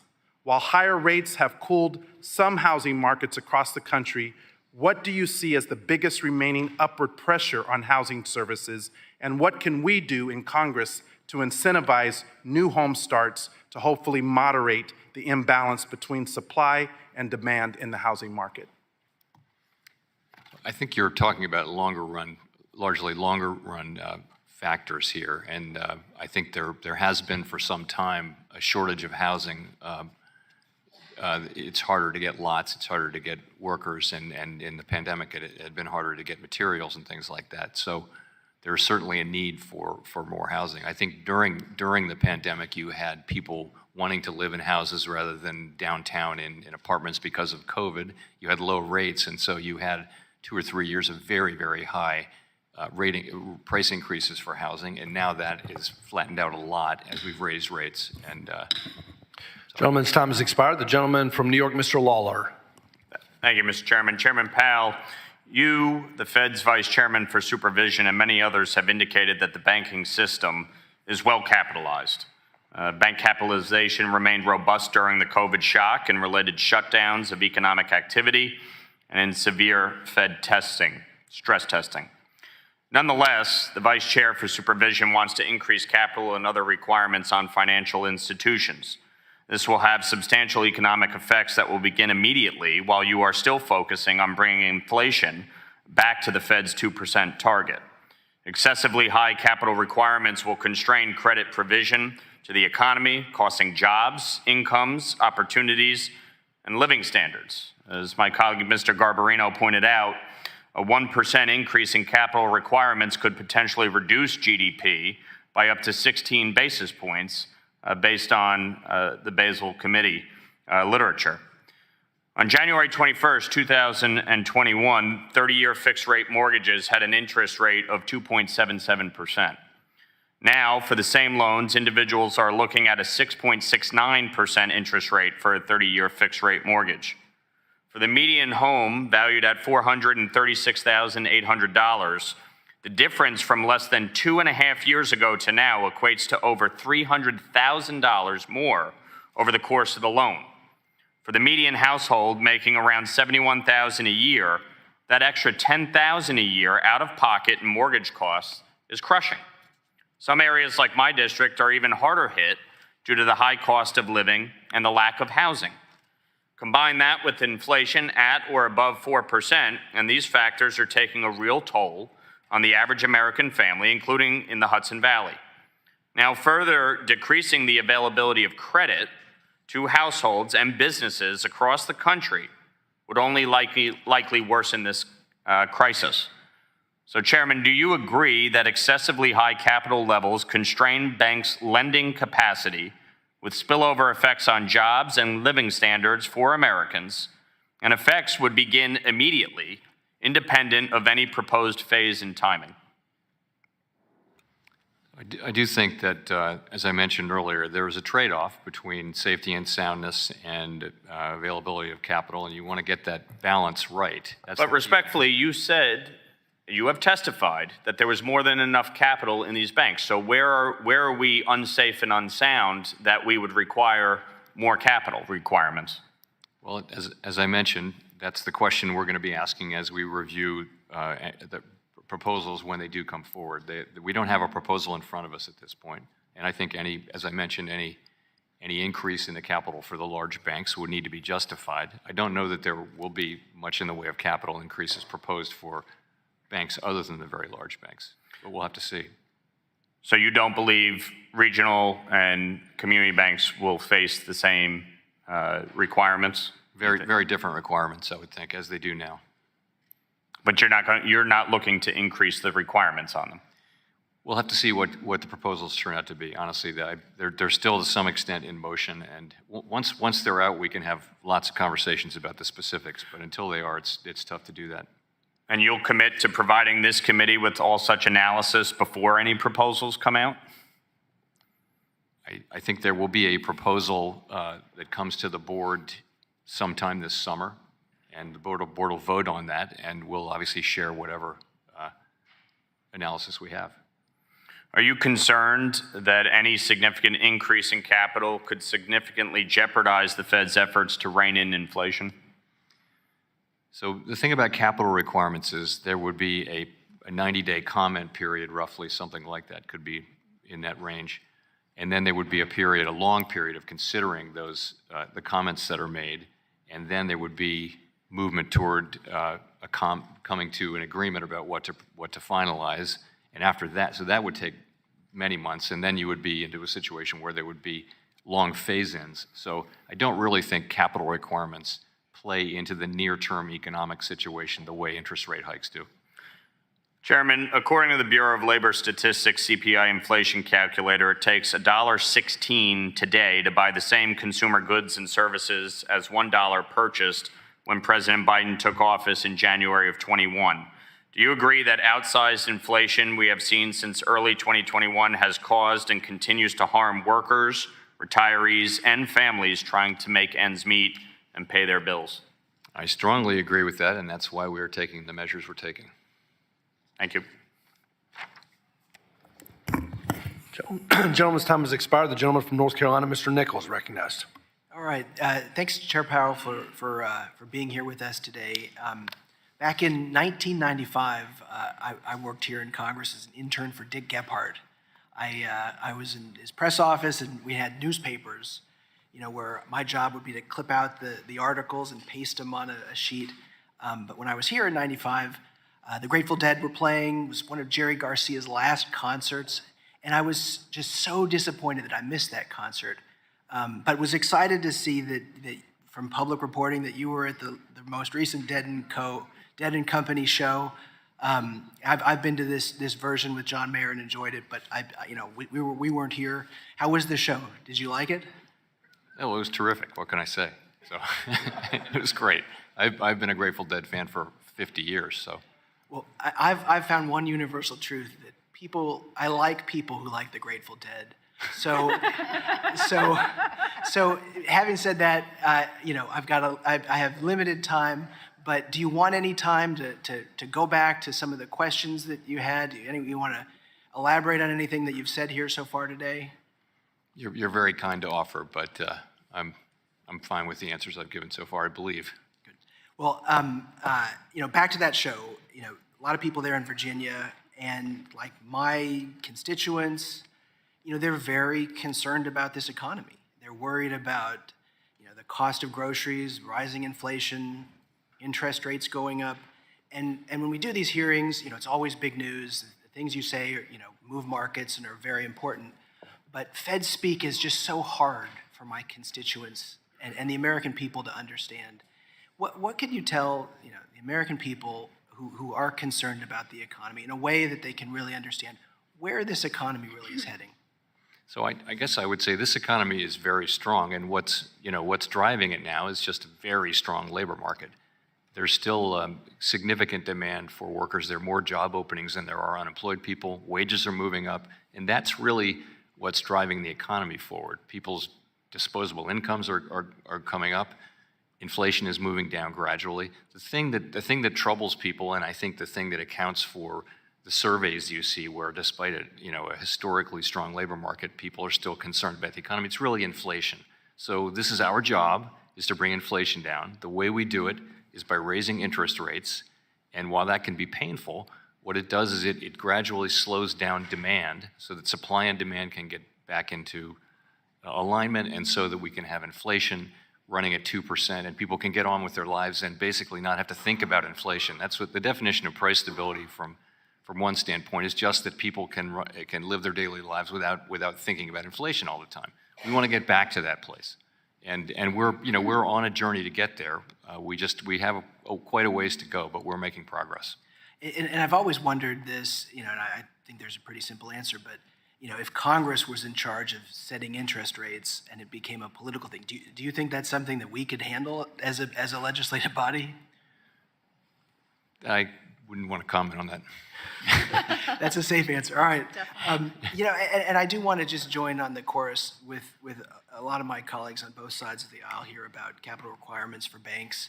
I brought this issue up with Vice Chair Barr, with Mickey Bowman, and in your written questions for the last time you were here, I didn't get a chance to ask questions because my seniority here on the committee. But you said you answered in writing, and you said we've got to be mindful of the trade-offs associated with adjusting capital levels, as it could, quote unquote, cause banks to reduce the availability of credit or to pass higher costs of credit on to consumers, end quote. And you also said that, quote, capital and liquidity levels at our largest, most systemically important banks are at multi-decade highs, end quote. My constituents sent me here to lower costs for working families, so increasing borrowing costs really hits them hard.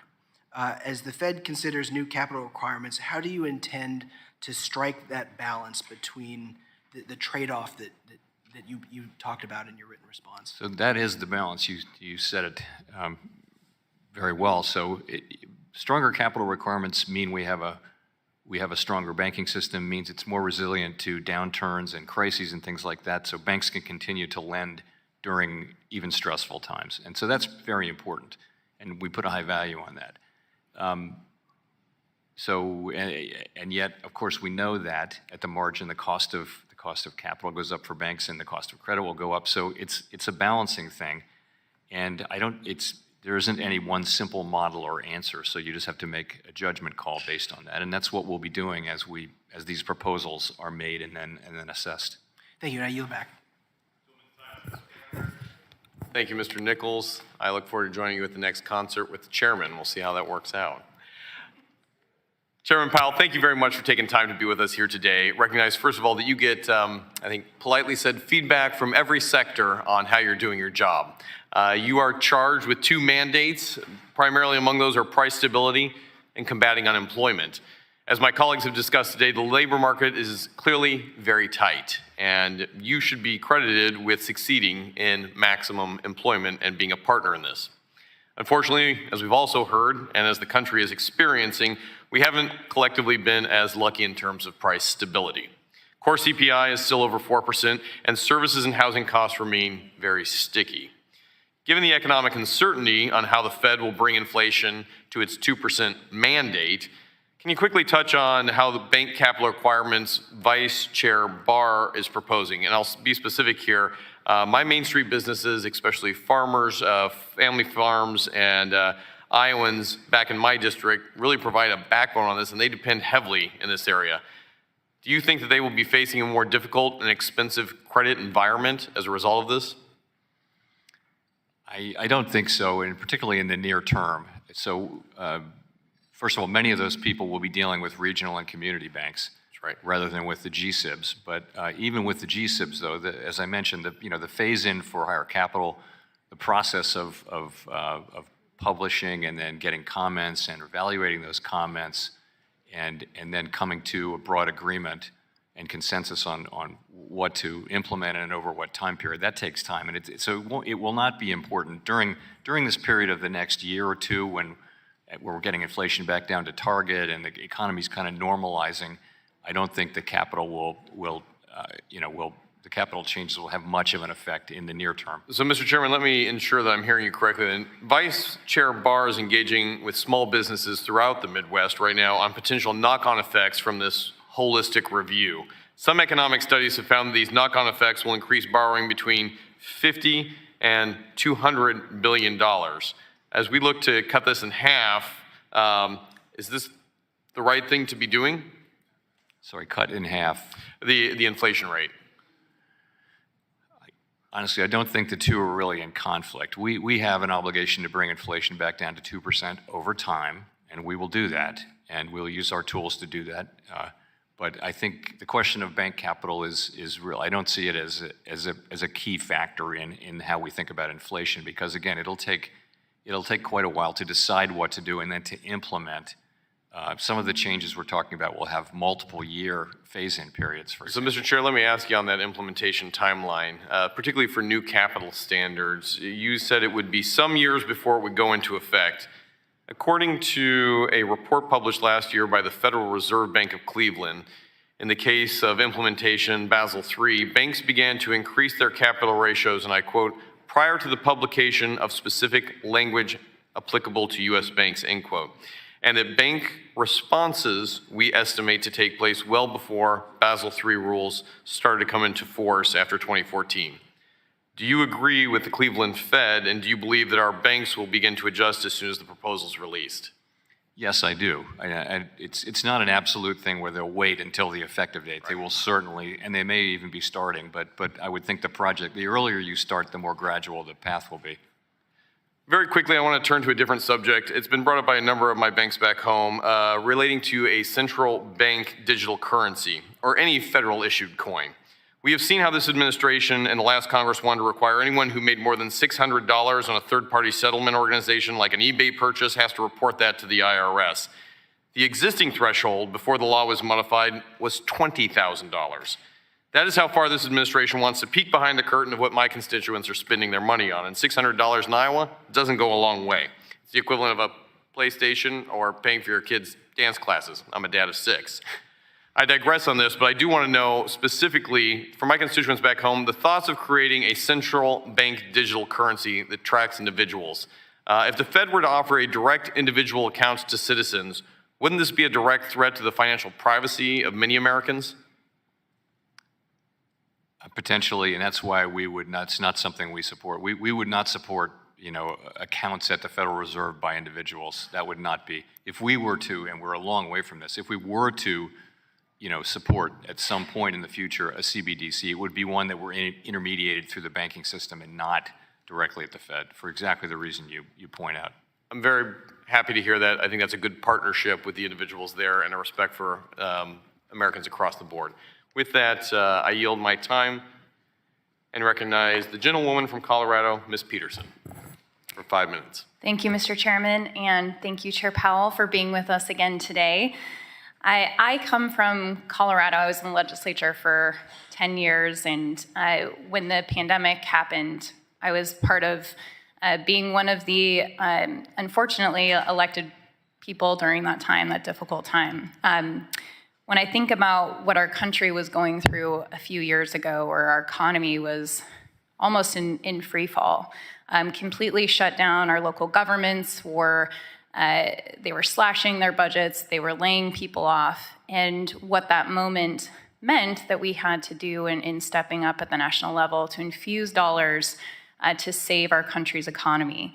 So my frustration here is that we continue to talk about inflation as if it was spending just to spend money, instead of acknowledging the urgent crisis that this country and this world was in, and what we needed to do in the moment to make sure that we were able to recover, keep our small businesses afloat, our local governments, and ultimately recover much more quickly than others. So since we talk about this often, I'd like to know, if you look to other countries around the world who didn't infuse dollars like we did, is there countries that we can look at to compare what the outcomes would be, and what is their recovery like now?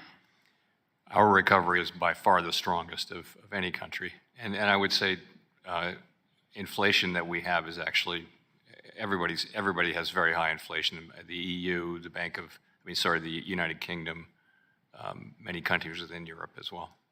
Thank you. That was my next question, is how we compare to other highly developed economies on our recovery. So it sounds like in the emergency that we were in, the hopefully once in a century global pandemic, that the United States ultimately met the moment, and that when the American people look at what has been done, we should feel really good about where we are, but we know we have a long ways to go. And so I also want to acknowledge that something that comes up often is that rising debt leads to increase in higher rates of inflation. Doesn't that also include tax cuts, trillions of dollars of tax cuts that we couldn't afford that went on our rising debt? In terms of today's inflation? So I think if you look, to your point, you look around the world, there's a common factor that has driven inflation very high in lots of advanced economies, and it's the pandemic, and it's everything about the pandemic: the closing of the economy, the reopening of the economy, the fiscal support, the monetary support, all the things that happened went into high inflation. And inflation is coming down. We'll look back on this, and we'll be able to look back at period of very high inflation. But I think it's not just monetary and fiscal policy; it's also just things to do with the pandemic, various shocks. Absolutely. It's hard to believe where we were a few years ago and where we are now, although we do have challenges ahead. Another frustration that I have here is our failed policies around immigration reform and providing legal pathways for workers here in this country. When I talk to business leaders across the country, they say that the number one thing that we could do to address inflation is address legal pathways for people who want to work here. And so, while I recognize you say your job is to address inflation, you are still limited only within the tools that you have. So my question to you is, would an increased labor supply help supply chain issues and inflation in this country? So we're seeing that now very much. A little bit to our surprise, we've seen a bounce back in labor force participation, and also a significant return to the prior trend in immigration. And that, we believe, and most analysts would say that that's part of why employers are finding the labor market to be a little bit less tight now. It's still extremely tight, but that more labor supply is helping the labor market get back into balance, including through immigration. Great, thank you. Another concern that I have is not just now our inability to address legal pathways to work in the United States and the consequences of not doing that to our economy. I really worry about in the long term if we don't address our labor shortage. So I'd like to know if we are unable to provide these pathways looking at the needs of this country, do you see this contributing to the rising costs and inflation here in the United States in the long term? I'm not sure about the long term, but I would say that, right now still employers are reporting a very significant excess of demand for workers over the supply of workers. And so there's a lot of demand out there for people to work. Thank you, Mr. Chair. The lady's time has expired. I now recognize the gentlewoman from Texas, Ms. Dela Cruz, for 5 minutes. I thank the chairman for holding this important hearing today. It is critical that this committee continue to explore how the Biden administration's ill-conceived policy and regulatory approaches are harming our nation's economy. And thank you, Chair Powell, for appearing before us today. I'd like to lead off with a question that I posed for Vice Chair Barr when he recently appeared before this committee. As representative for a largely rural district where my constituents, of which 86% are Hispanic, heavily rely on smaller institutions or community banking institutions for their financial needs, I am concerned about Mr. Barr's focus on factors that aren't necessarily material to the recent bank failures. His report on Silicon Valley Bank seemed to go out of its way to advocate for higher capital levels as a cure for the recent bank failures, instead of the failures of regulators and bank mismanagement. In fact, one of your other colleagues, Federal Reserve colleagues, Governor Bowman, echoed these concerns in recent remarks when she said, "The unique nature and business models of the banks that recently failed, in my view, do not justify imposing new overly complex regulatory and supervisory expectations on a broad range of banks. If we allow this to occur, we will end up with a system of significantly fewer banks serving significantly fewer customers. Those who will likely bear the burden of this new banking system are those at the lower end of the economic spectrum, both individuals and businesses."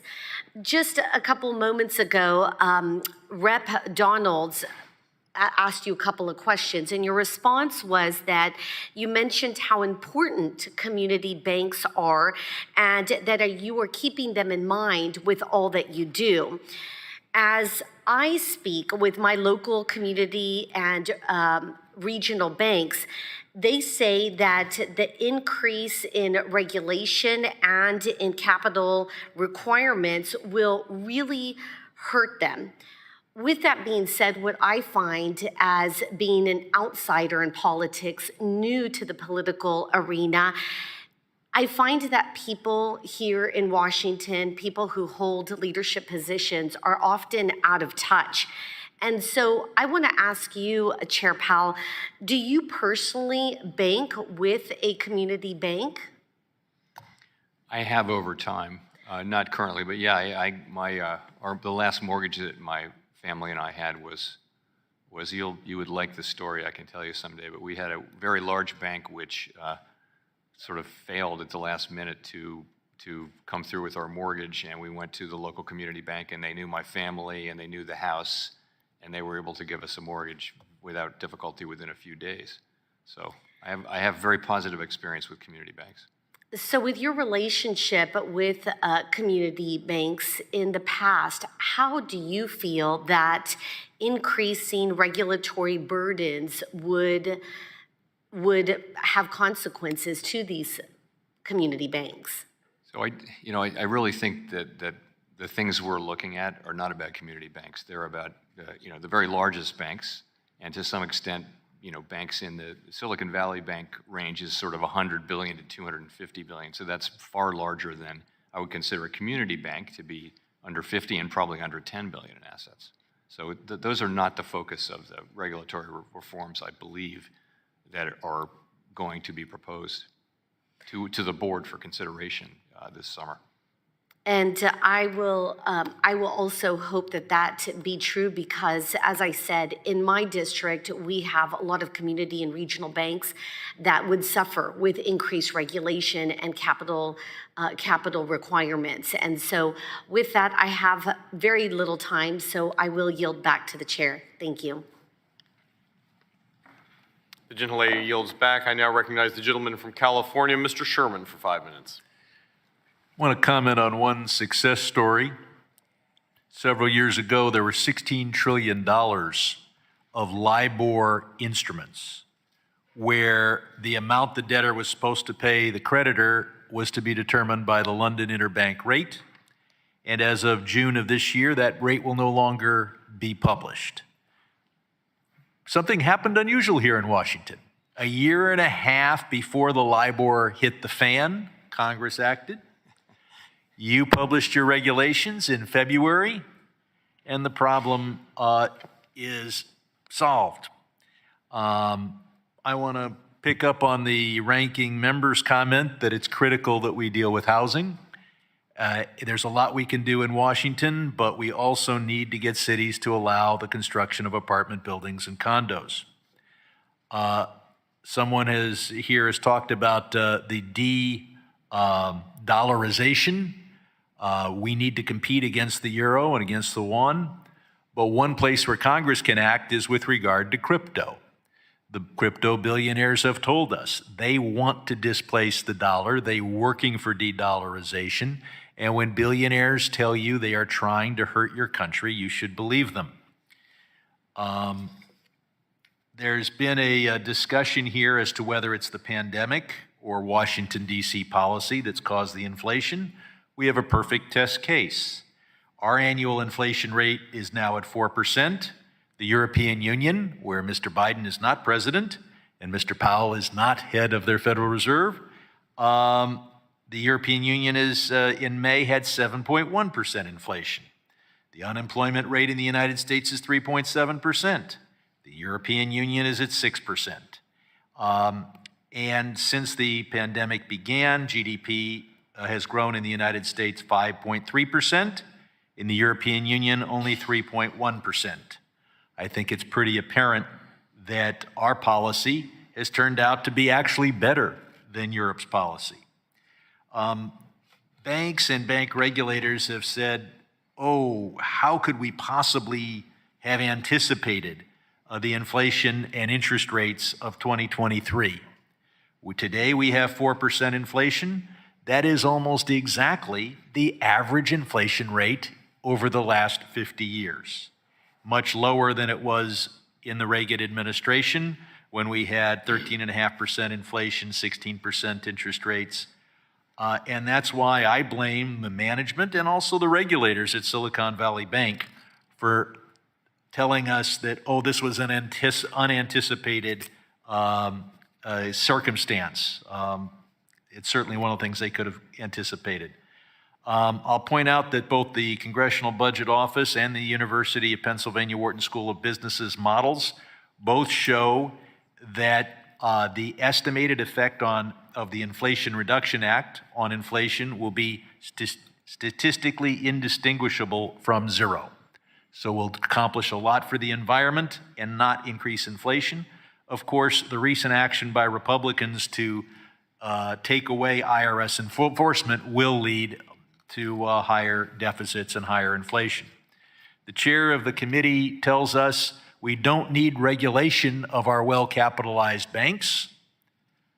Why are they well-capitalized? Because of our regulation.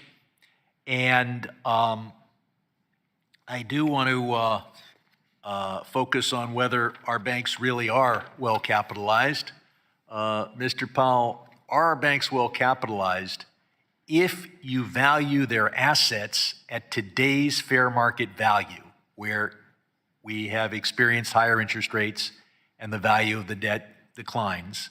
And are they well capitalized even if you assume that depositors are not just going to leave their money lying in the banks, but that the obligation the bank has to its depositors is valued at full face value, but the marketable securities and loan portfolio is priced at today's interest rates? Under those circumstances, do we have a well-capitalized banking system?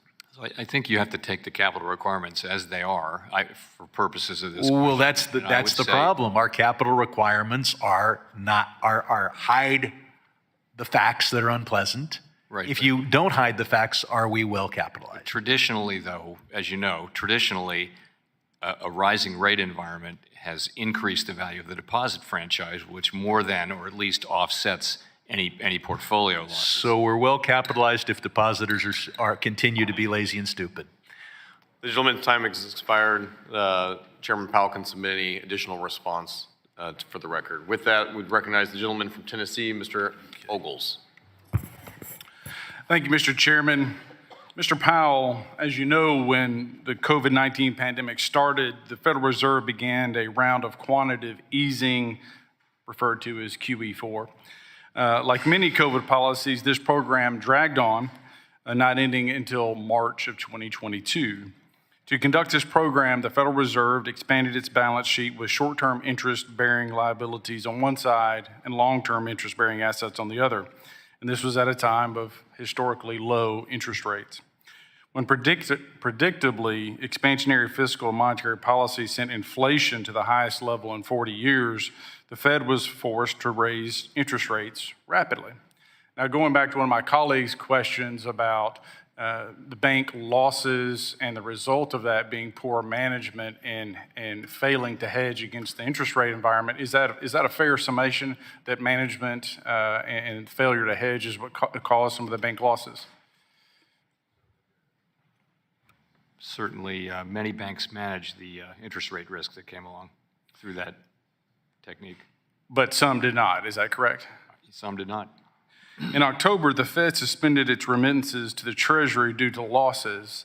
Mercatus Center estimates that the lost revenue for the Treasury will result in $760 billion over the next 10 years. And so it does concern me that Treasury is blaming banks for mismanagement when you yourself had to stop remittances and will suffer losses.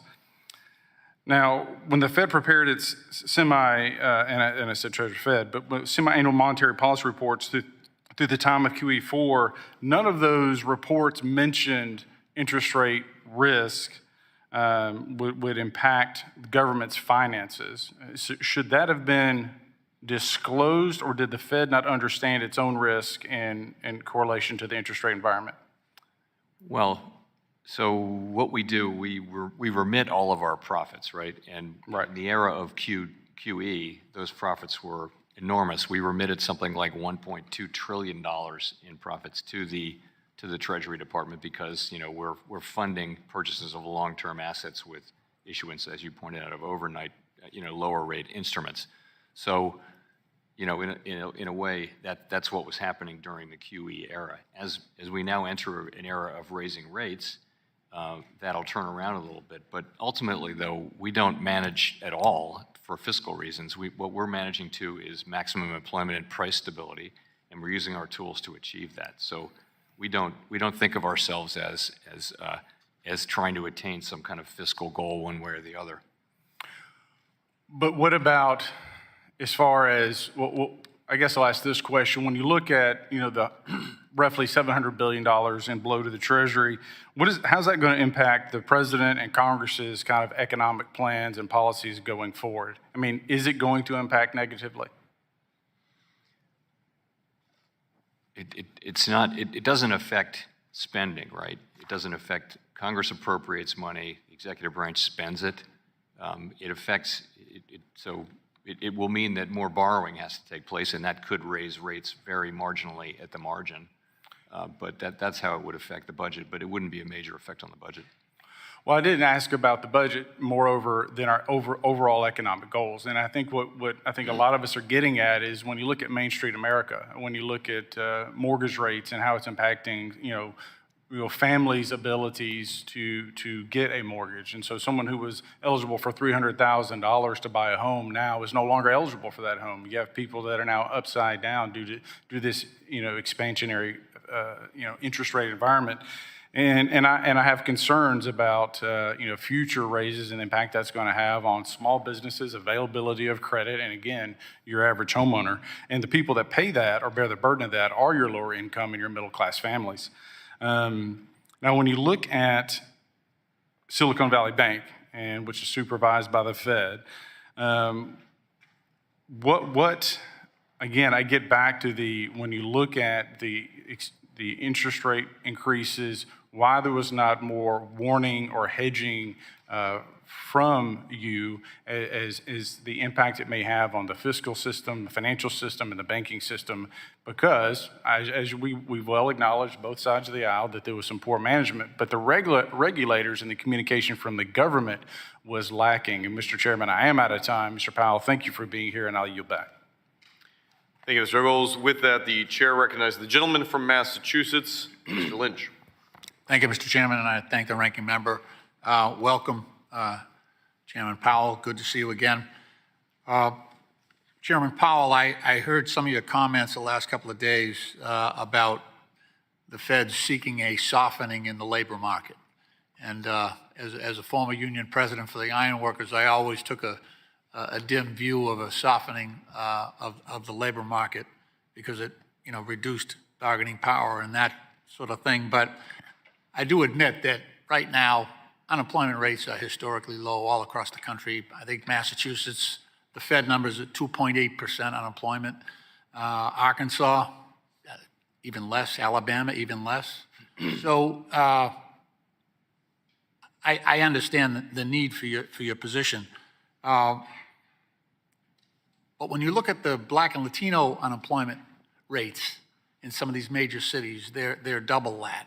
And I can't help but seeing this as an opportunity to perhaps redouble our efforts to pull workers who aren't traditionally have strong connections to the job market and make things happen. At the federal level, we fund about 25,000 job training programs. And according to the GAO, we don't do a very good job. I think the average program produces about 3 workers per year.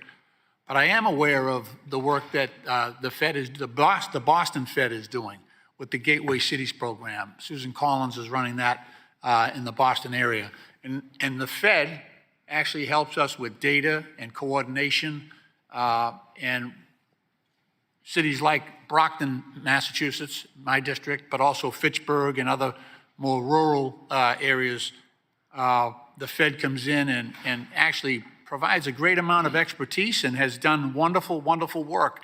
And I'm just wondering, are there other tools in our toolbox that the Fed could use to help? You could soften the labor market by adding workers as well.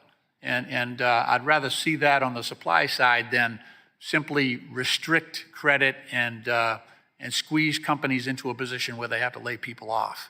And I'm just wondering if there are other tools that you think might be available to us to accomplish that. So I'll say 2 things. First, what the softening that we've seen so far in the labor market has been around job openings declining. It has not been around unemployment increasing. We've seen some wages moderating back toward more sustainable levels. You'll remember well the labor market before the pandemic, where we had 2% inflation and a really tight labor market with no inflation, and a lot of the gains were going to people at the lower end.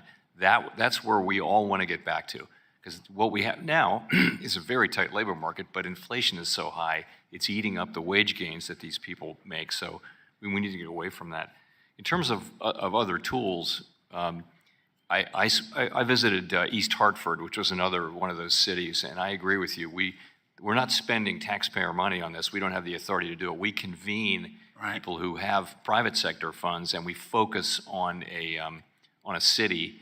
And I was really impressed. I don't know if you sound like you visited one or more of these cities. It's amazing what you can do. Yeah.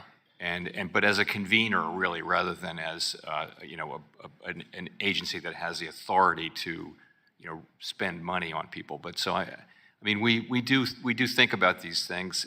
We think that the most important thing we need to do for working people is to get inflation back under control, because it is people at the lower end of the income spectrum who suffer most immediately and worst from high inflation.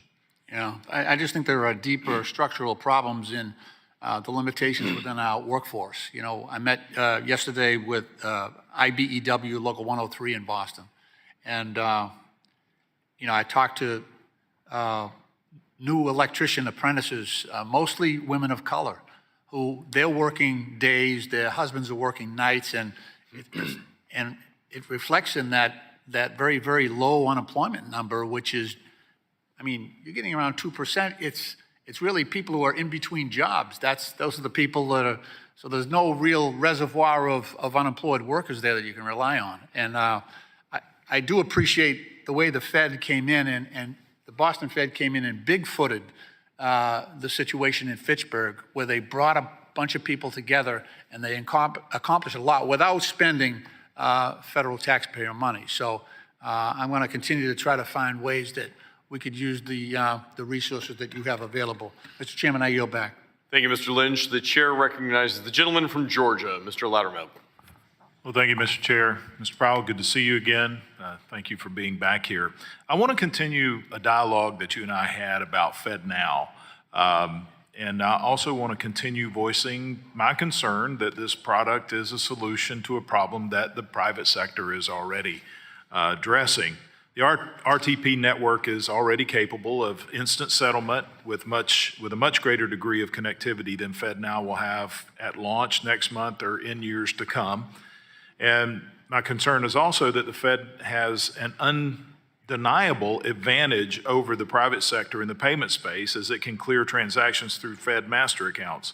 Furthermore, the Fed already has options to improve transaction speeds through existing services. For example, the Fed has discussed extending the operation hours for the National Settlement Service since 2015. So first question is, why not respond to industry demand by improving existing services instead of launching a new one that can compete with private industry? Well, we, as you may remember, we surveyed all of the banks, not just the large banks who stood up RTP, which was a very positive development that we supported. And overwhelmingly, the smaller banks wanted us to set up FedNow. This was a very overwhelming view among smaller banks. They wanted a Fed alternative to RTP. So we set it up, and I would agree with you. That does not a reason not to work on the efficiency of our other payment services, and I hope we're doing that. I mean, I know we're doing that. So we had also discussed in the past about setting up some guardrails to protect customers from accidental or fraudulent transactions. And we know that's a big issue across the entire financial services sector.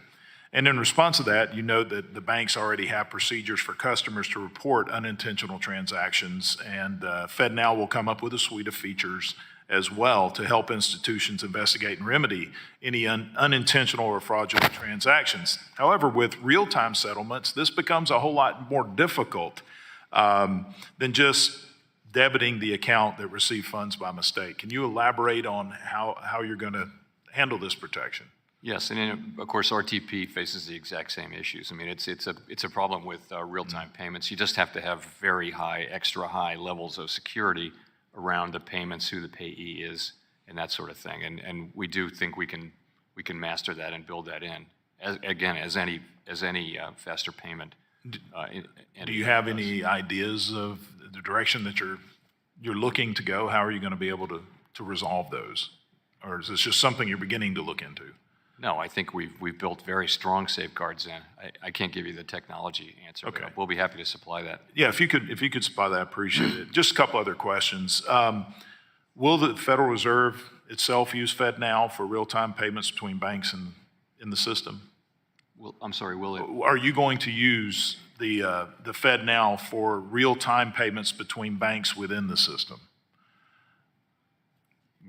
Yes, I mean that's what it's for. It's supposed. It's an interbank payment system that allows banks to offer real-time payments to their customers. Okay, so with that, I'm going to diverge just a little bit. I've dealt with in the past at state level with government competing with private industry, and we run into this problem where the government has an undeniable advantage. In this case, it had to deal with internet services, where city governments had gotten involved in internet servicing and started competing against private providers. And the issue came that the city governments were undercutting the private providers because of the poll access fee. So we passed legislation in the state of Georgia that required that any municipal government that provides a service that competes with private industry has to assess themselves the same fees. So with that in mind, will transactions between Federal Reserve banks be subject to the same rules and fees as other banks? Are you going to charge yourself the same fees that the private industry and abide by the same rules as the private industry? I don't know the answer to that. I will say I wouldn't advocate, in the payment space, there are many, many instances of a government-operated payment system operating side by side with a private sector one. It was not something I would advocate broadly for in the economy. You think about ACH, you think about FedWire, there are private sector and public sector payment utilities operating next to each other in the United States and around the world. Okay. Thank you. My time's expired. I yield back. Gentleman yields back. The gentleman from California, Mr. Vargas, is now recognized for 5 minutes. Well, thank you very much, Madam Chair. I appreciate the opportunity. I want to thank the ranking member, too. Thank you. Mr. Chairman, I've always had great confidence in you. I've told you that personally. Now that you're a deadhead, though, I'm not quite sure. Especially after 50 years. But anyway, again, thank you very much for being here. I appreciate the service you've done for our nation. One of my colleagues was talking about the difference in inflation rates in the United States and Europe, on both sides, actually. One of my colleagues on our side talked about that. And I was wondering if you saw the headline today in the New York Times about the UK inflation rate. Yeah. And you saw that they're running, I think, at 8-something%. Yes, I did see that. Yeah. And you were asked a question by a gentleman on the other side of the aisle that when the Biden administration took over, what you could buy for $1 now cost $1.16, and that was hurting consumers. And you said, and I want to quote you, I strongly agree. But the question obviously inferred that inflation was the fault of the Biden administration. I mean, that's the whole point of the question. That wasn't the question I answered, by the way. That's right. And I was going to say that, and I'll give you an opportunity to answer that, because you later said that the pandemic was the issue all around the world. So is the Biden administration the cause of all this inflation? So just to be clear, the question I answered was, is inflation hurting people? It was nothing to do with the cause of the inflation. And but it's inferred, Mr. Chairman, when you say that this has happened during the time of the Biden administration. I think the question clearly infers that. I think you understand the question I was really answering. So I guess I would say again, people are going to be unpacking the causes of this inflation. Many academic careers will be built on new ways to look at this. Former Chairman Bernanke delivered a paper with a colleague just a couple of weeks ago at Brookings on this. And I just think you see inflation everywhere in the world. There's a common factor here, which has to do with the pandemic. There's also a room for fiscal policy. There's a room for monetary policy in the explanation. And I just think it's very hard to unpack that. And it's not up to us to make a judgment about, we don't render judgment on fiscal policy. We don't support it. We don't criticize it. We take it as something that arrives at our front door. No matter who is president, no matter what fiscal policy is, it's not something we play a role in commenting on or criticizing or praising. I wanted to give you an opportunity. I appreciate the answer. I wanted to give you an opportunity just to make sure if there was any confusion about that, the confusion was cleared up, and I think you've cleared it up. Now, I want to answer a question that you didn't answer, that you passed on. The question was if Congress should be in charge of setting the federal rates fund. I can't think of a worse idea. The only worse idea, I think, might be another idea that was set forward earlier, that maybe we should be involved in supervising the banks, Congress. We can't even figure out appliances here, for God's sakes. We closed down the government over appliances. We can't even figure that out. I don't know how in the world we'd be setting rates and how in the world we'd be supervising banks. Again, I think you guys can do a tighter job of supervising banks. I mean, I do think that and you guys have admitted to that with the Silicon Valley Bank, and I hope you do. And I know you're looking at these regulations. It was brought up that since 2008, 2009, their capital requirements have gone up, and the banks generally have done well in the stress test. What was the law that caused the capital requirements to go up? It was a combination of Dodd-Frank and also the Basel Committee. Of course. Agreements. And those are the two things that have, I've heard from colleagues on the other side, they just keep beating up. Now they don't do it as much, but when I first got here, now that's the CFPB.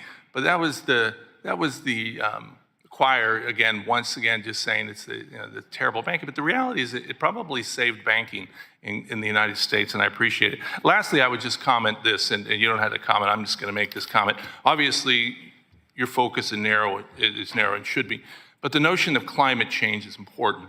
I do think that it's affecting the economy. I do think that it's affecting our world, and I do think that we've had our head in the sand for way too long on this issue, and we have to do something about it. Obviously, that's not your mandate, but obviously it's important. I hope we do something about it. We don't have the courage to do that in Congress, and that's why I think others are doing it for us, but we have to do something. We see the bigger hurricanes, we see these things happening, and it's because of our participation in making it happen. Thank you very much. Gentleman, time's expired. The chair now recognizes the gentleman from Oklahoma, Mr. Lucas, for 5 minutes. Thank you, Madam Chair. And Mr. Chairman, it's good to see you as always. You as well. Many of my colleagues today, of course, have expressed their concerns about the upcoming Basel III revisions, and I hope you'll continue this dialogue with the committee once the joint rule is proposed and open for public comment. I'd like to follow up with a topic we discussed back in March. I'm sure you're keenly aware of how important it is for banks and companies to manage interest rate risk. Participating during the last several years, the Silicon Valley Bank made that very clear. Could you speak generally to how hedging interest rate risk is an important risk management tool for U.S. banks and companies? Well, I think you see the reality of it here. When rates go up, banks are encouraged by their supervisors and their own internal personnel and risk committees that they need to manage that risk. And most U.S. banks did a good or adequate job of that, I would say. But it's a fundamental risk of banking, one of the most basic risks, along with credit risk. Exactly. And on that point, I've heard concerns that the Fed's Basel III revisions could increase costs for derivatives end users, whether hedging interest rate risk or commodity price risk. I'm optimistic that these concerns will be addressed. Having said that, these revisions to capital requirements do not exist in a vacuum. The SEC is proposing major changes of their own. Last week, I asked Secretary Yellen if Treasury is coordinating with the Fed and SEC on economic analysis necessary to understand the potential consequences of U.S. banks implementing both significant market structure changes and increased capital requirements associated with market activities. The Secretary responded that the Fed is, in fact, coordinating with Treasury on this analysis. Are you aware of this coordination, and have you personally been a part of these conversations? I have not been a part of those conversations, but I do understand that that's correct. Okay. Chairman Powell, I'd like to follow up with you on your conversation with Congressman Gonzalez from earlier today. You have assured this committee that the Fed is not a climate policymaker, and I appreciate your commitment to this. However, I'm concerned that the Fed's regulatory toolkit would be utilized in a way that would, in effect, require the Federal Reserve to make policy decisions on climate change. We've seen other U.S. financial regulators embark on significant climate rulemaking, such as the SEC. Chairman Powell, are there principles you keep in mind when ensuring that the Fed doesn't give in to, shall we say, political pressure around things like climate change? There are, and for starter, one would be that we don't see it as at all appropriate for us to tell banks what legal businesses they can lend to. That's not our role. We don't allocate credit.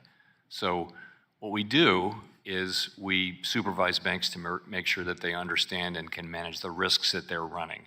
And we're thinking of that as our point of contact with climate change, in the sense that it's another risk that over time banks need to be able to analyze and assess. So, but fundamentally, though, as I mentioned earlier, climate change is going to be a very important issue for a long time, and it needs to be addressed principally by elected people, because it has enormous distributive consequences, and we don't have a mandate to deal directly with climate change as a policymaker. It does arise in connection with bank supervision, but that's not the heart of bank supervision. That's just a small part. I very much appreciate those comments, Chairman. On another topic, I'd like to discuss the Fed's balance sheet, which currently stands at around $8.5 trillion. As you know, the size of the balance sheet more than doubled as the Fed worked diligently to stabilize markets during the height of the pandemic. Now, as the Fed begins to reduce the balance sheet, could you explain this process and describe the levels of securities that the Fed would look to maintain in the long term?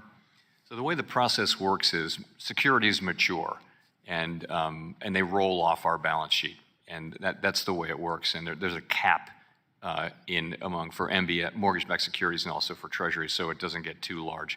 And if you hit that cap month upon month, it works out to roughly a little less than $1 trillion a year in shrinkage, which is a whole lot faster than what we did in the last cycle. But then again, the balance sheet is that much bigger. In terms of the level, we're thinking about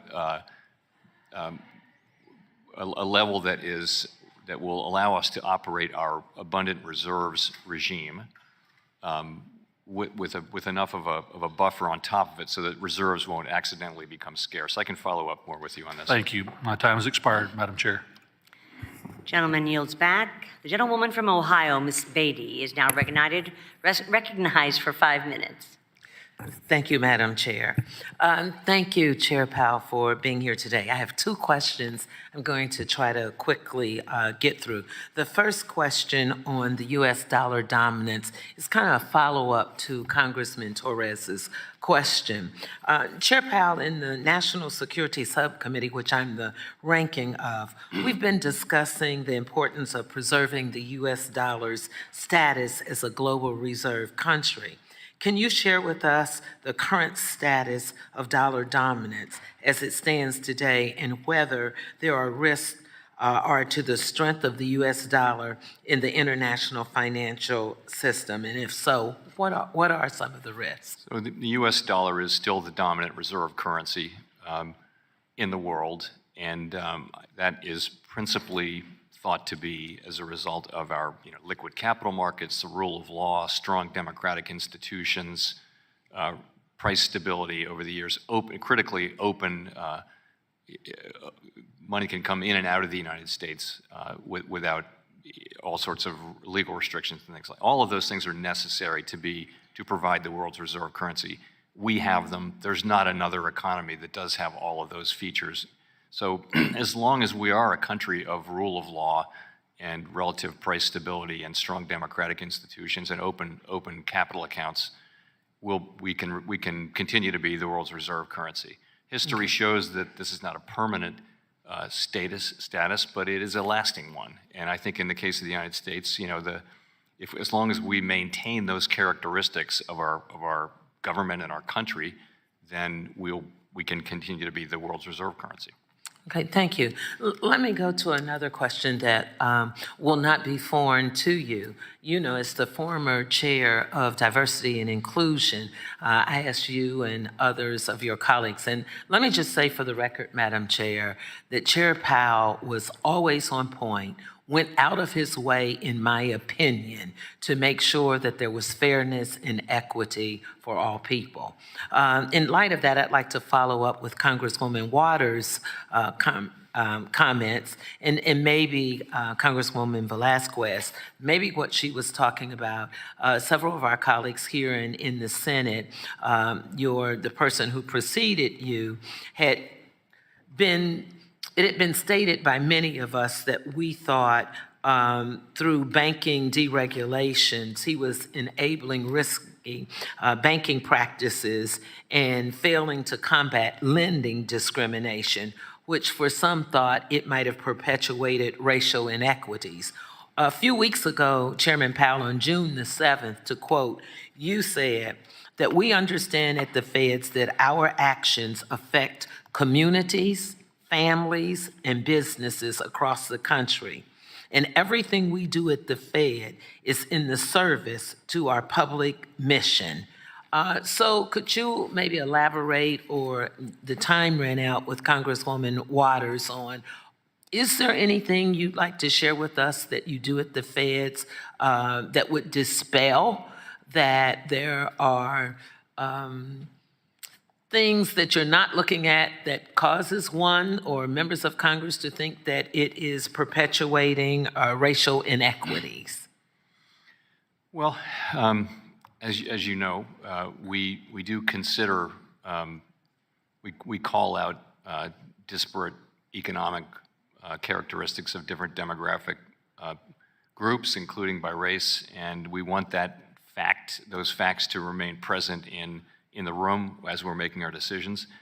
We try to think of maximum employment we do think of it as a broad and inclusive goal, meaning we're not just looking at the aggregate level. I think it's important to keep those facts in your head as you think about monetary policy. I will say, though, that we have one federal funds rate, and we don't really have tools that address distribution and historical inequities and things like that. Really, the Fed is not an agency that has those things. The best thing we can do for everybody, including in particular low and moderate income communities, is to maintain price stability and over a long period of time, and on top of that, a very, very strong labor market. Those strong labor market conditions are the single biggest contribution we can make on this area. Thank you. And let me end by saying I appreciate your comments that you said you realize that high inflation imposes hardships as it erodes purchasing powers for food and housing from the least of us. Thank you so much for being sensitive to everyone. Gentlelady's time's expired. Chair now recognizes the gentleman from Michigan, Mr. Huizenga, for 5 minutes. Thank you, Madam Chair, and Chair Powell, good to see you again. I wanted to follow up on an exchange that we had back in March, this past March, where we were discussing the parameters highlighted in the Federal Reserve Board's legal opinions that outlined how asset managers can operate without being deemed, quote, in control of a regular bank or a bank holding company. Letters from the Fed's legal division also include certain commitments made by these asset managers to ensure the same result. However, it's no secret that this percentage of ownership held by asset managers will constantly fluctuate as shares are purchased and sold on a daily basis. With the ever-changing ownership structure, someone must ensure asset managers are complying with not only these opinion letters, your opinion letters, prepared by your own staff, but also with the statutory and regulatory framework that the letters outline. So, Chair Powell, I'd like to ask you again, is the Fed taking any steps to assess or monitor whether Vanguard, BlackRock, and others are complying with these commitments made in November of 2019 and December of 2020, respectively? Is that ongoing? Can you give me 1 second? Okay.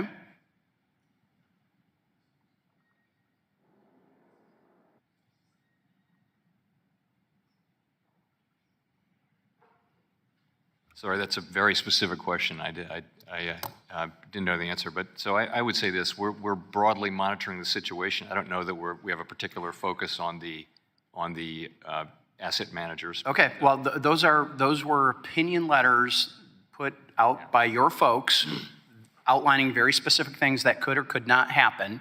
And back in March, when I brought this up, and now again today, I'm looking to find out who's actually minding the store on that. And that, so it's a little concerning that we don't have an answer on that. I guess we'll continue this conversation, and maybe you can answer this. What division at the Fed is responsible for reviewing and monitoring an asset manager's compliance with these opinion letters issued by the board's legal division?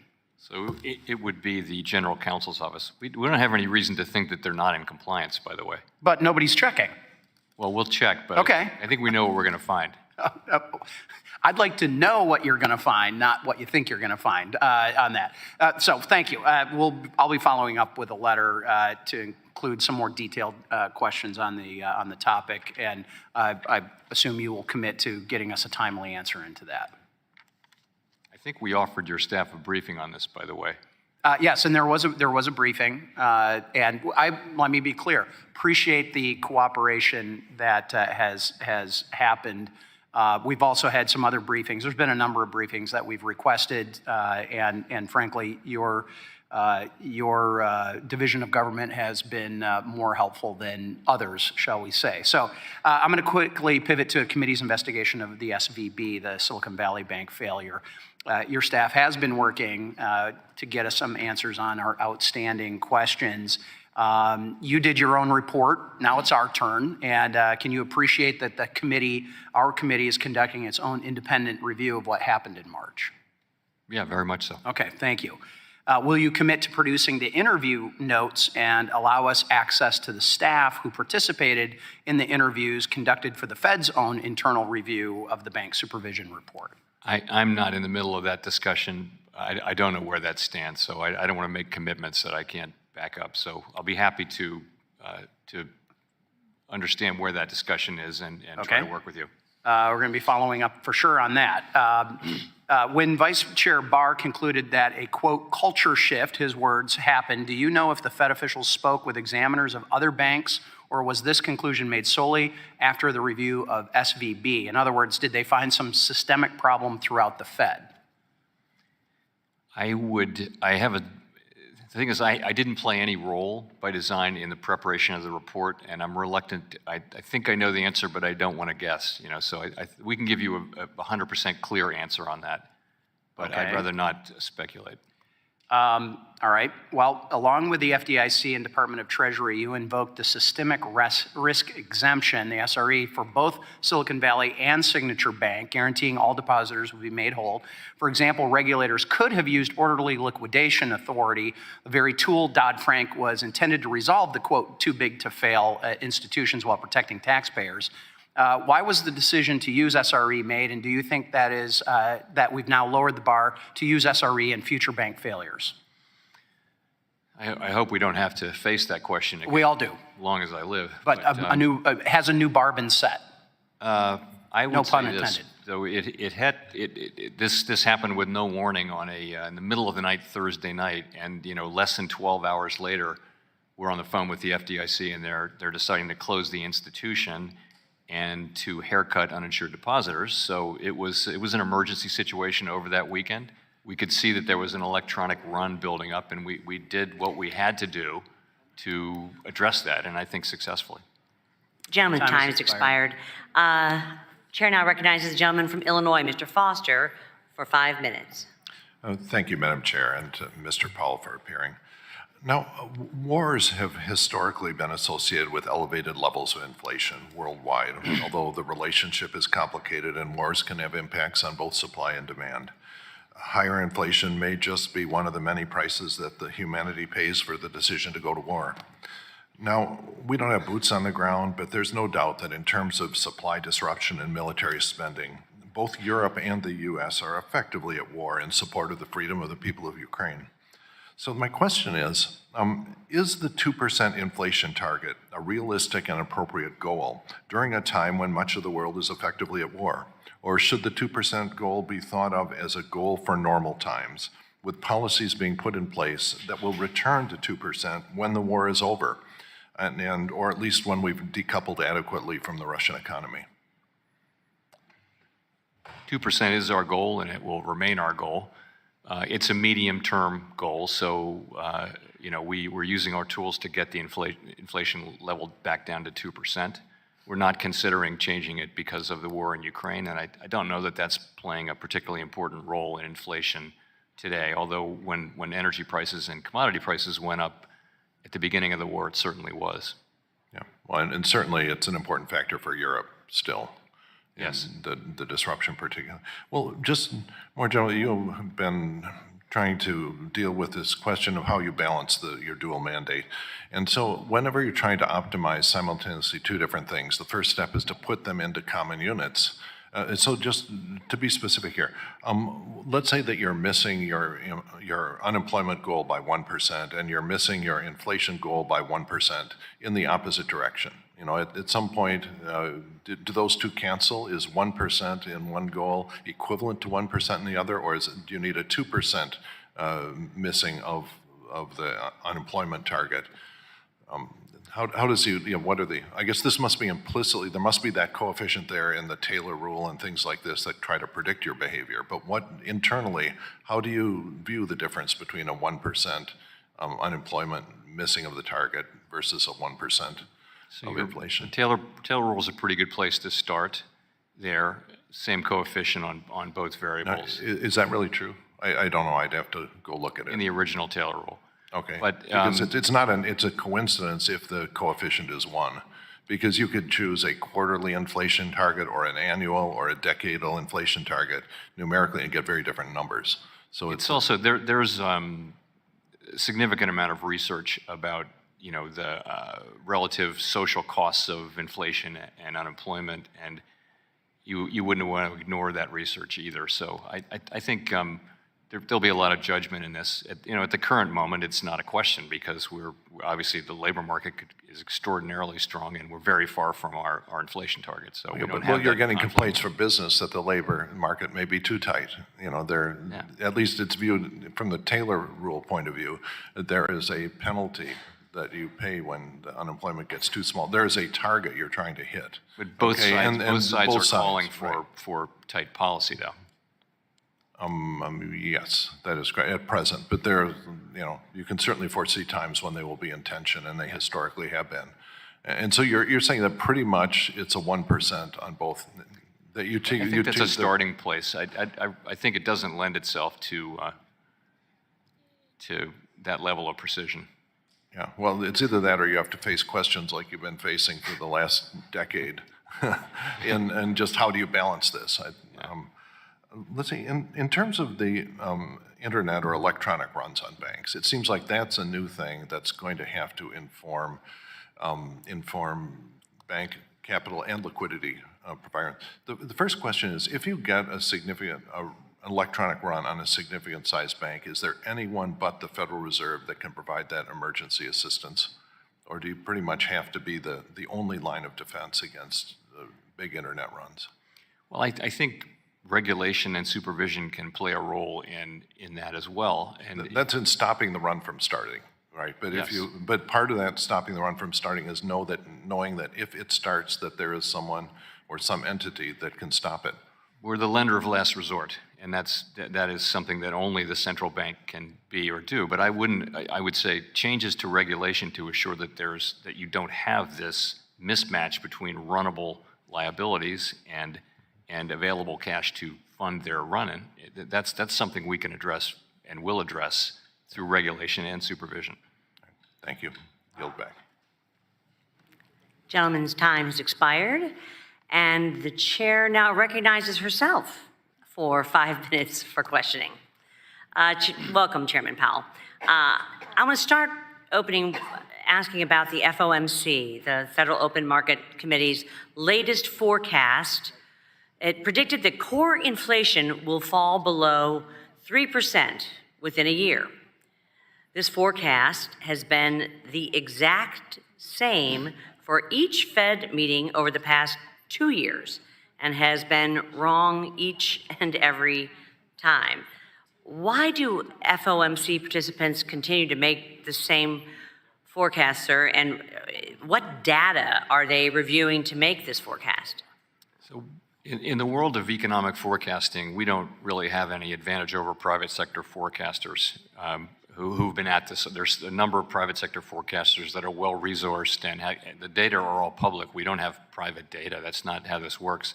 And I think essentially all forecasters have made the same mistake, which is at the beginning thinking that the supply chain problems would be resolved quickly and workers would come back to work quickly and things like that. It's just been, inflation has consistently surprised us and essentially all other forecasters by being more persistent than expected. And I think we've come to expect that and expect it to be more persistent. It just seems that we've moved way past the whole transitory thing, and for 2 full years now, they've been saying it's going to be under 3%, and clearly they've missed that. So it was just a little concerning to me if there was something that we're missing. Let me move on.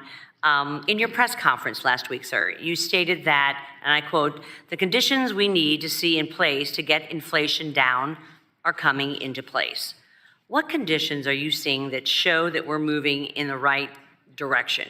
Because I can tell you, my constituents are still feeling great pain of this inflation that continues to persist. So there's underlying conditions that I'll mention, but the point is you get them in place, and then the process of inflation moving down will take a significant amount of time. And we've been consistent in saying that. And the conditions I mentioned would be, first, we need economic growth to be slower than to be modest, and it has been at modest levels, so that's happening. Secondly, we need the supply chain bottlenecks to go away and get better and improve.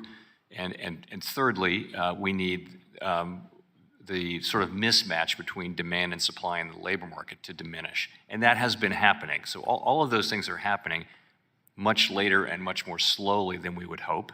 And my committee and I do believe that that the process of bringing inflation down is going to be a relatively lengthy one, longer than we expect. Well, it's clear that the spending on consumer services, for example, a car oil change, a haircut, or a concert ticket, remain almost unresponsive to rate hikes.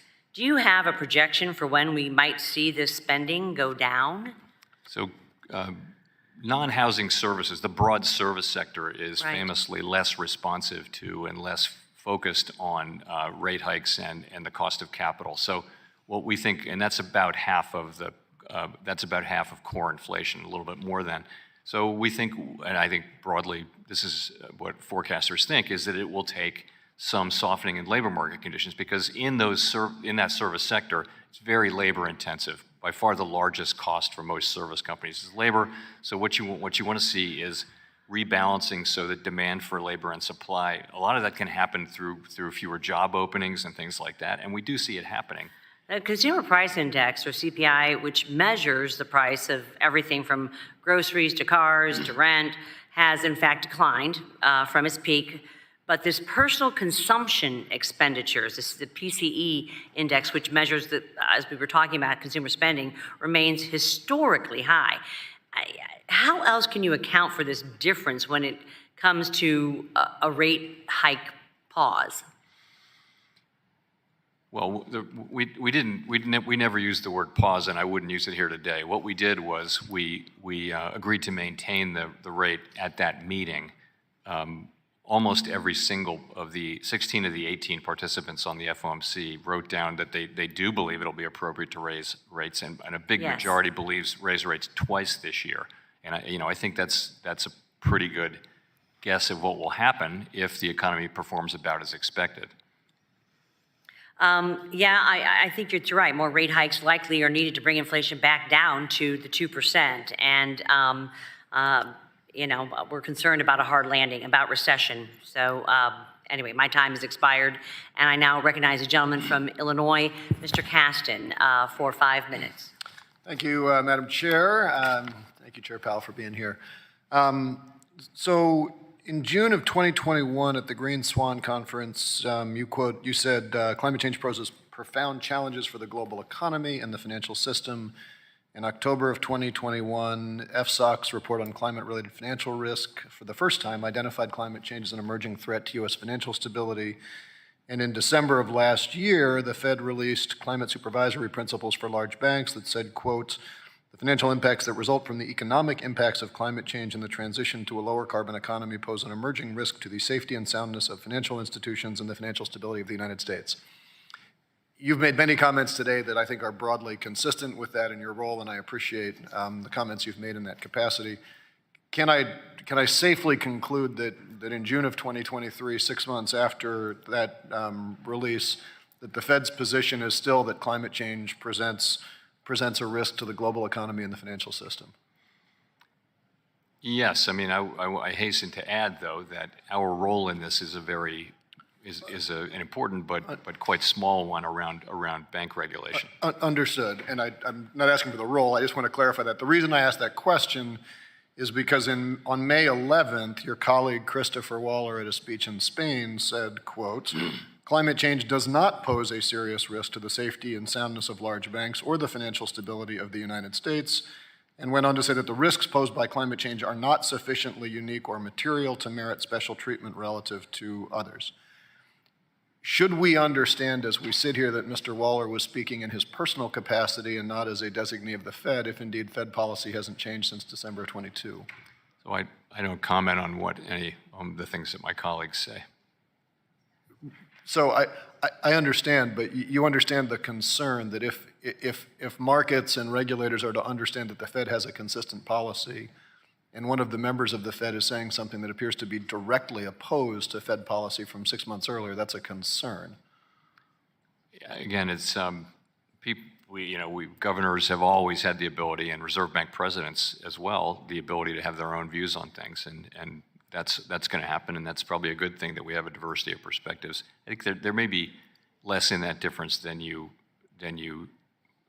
suggest. I mean, what I'm saying is that banks, to the extent we have a role, it is to assure that banks understand and can manage the risks that they do face from climate change. Okay.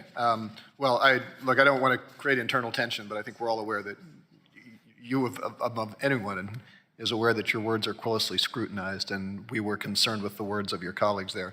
Madam Chair, I'd like to introduce for the record a working paper from the European Central Bank, The Impact of Global Warming on Inflation. I don't know if you saw this report that just came out recently, but it says, among other things, that climate change poses risk to price stability by having an upward effect on inflation, both food prices and headline inflation.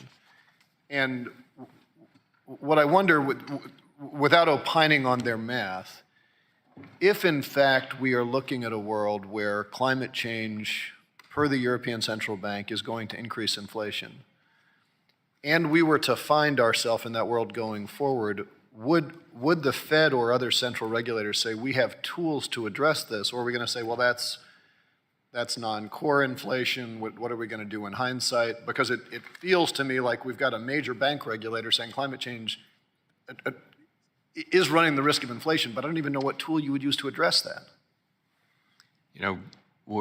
I can just say for now, this doesn't enter my thinking in any way that we would, in the near term, change our inflation goal because of climate change or the need to deal with it.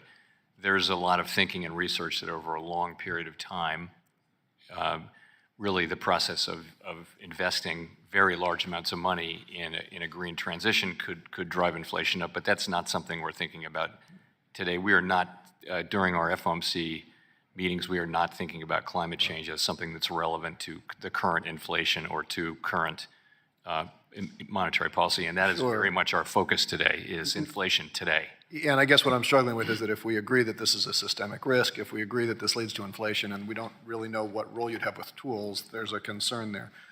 Last thing I just want to end with, in April of 23, the report on SVB, one of the lessons that was noted in the Fed review said that this is an opportunity for regulators and bank managers to be more willing to adopt a precautionary perspective, and that the Fed must strengthen its supervision based on what we've learned.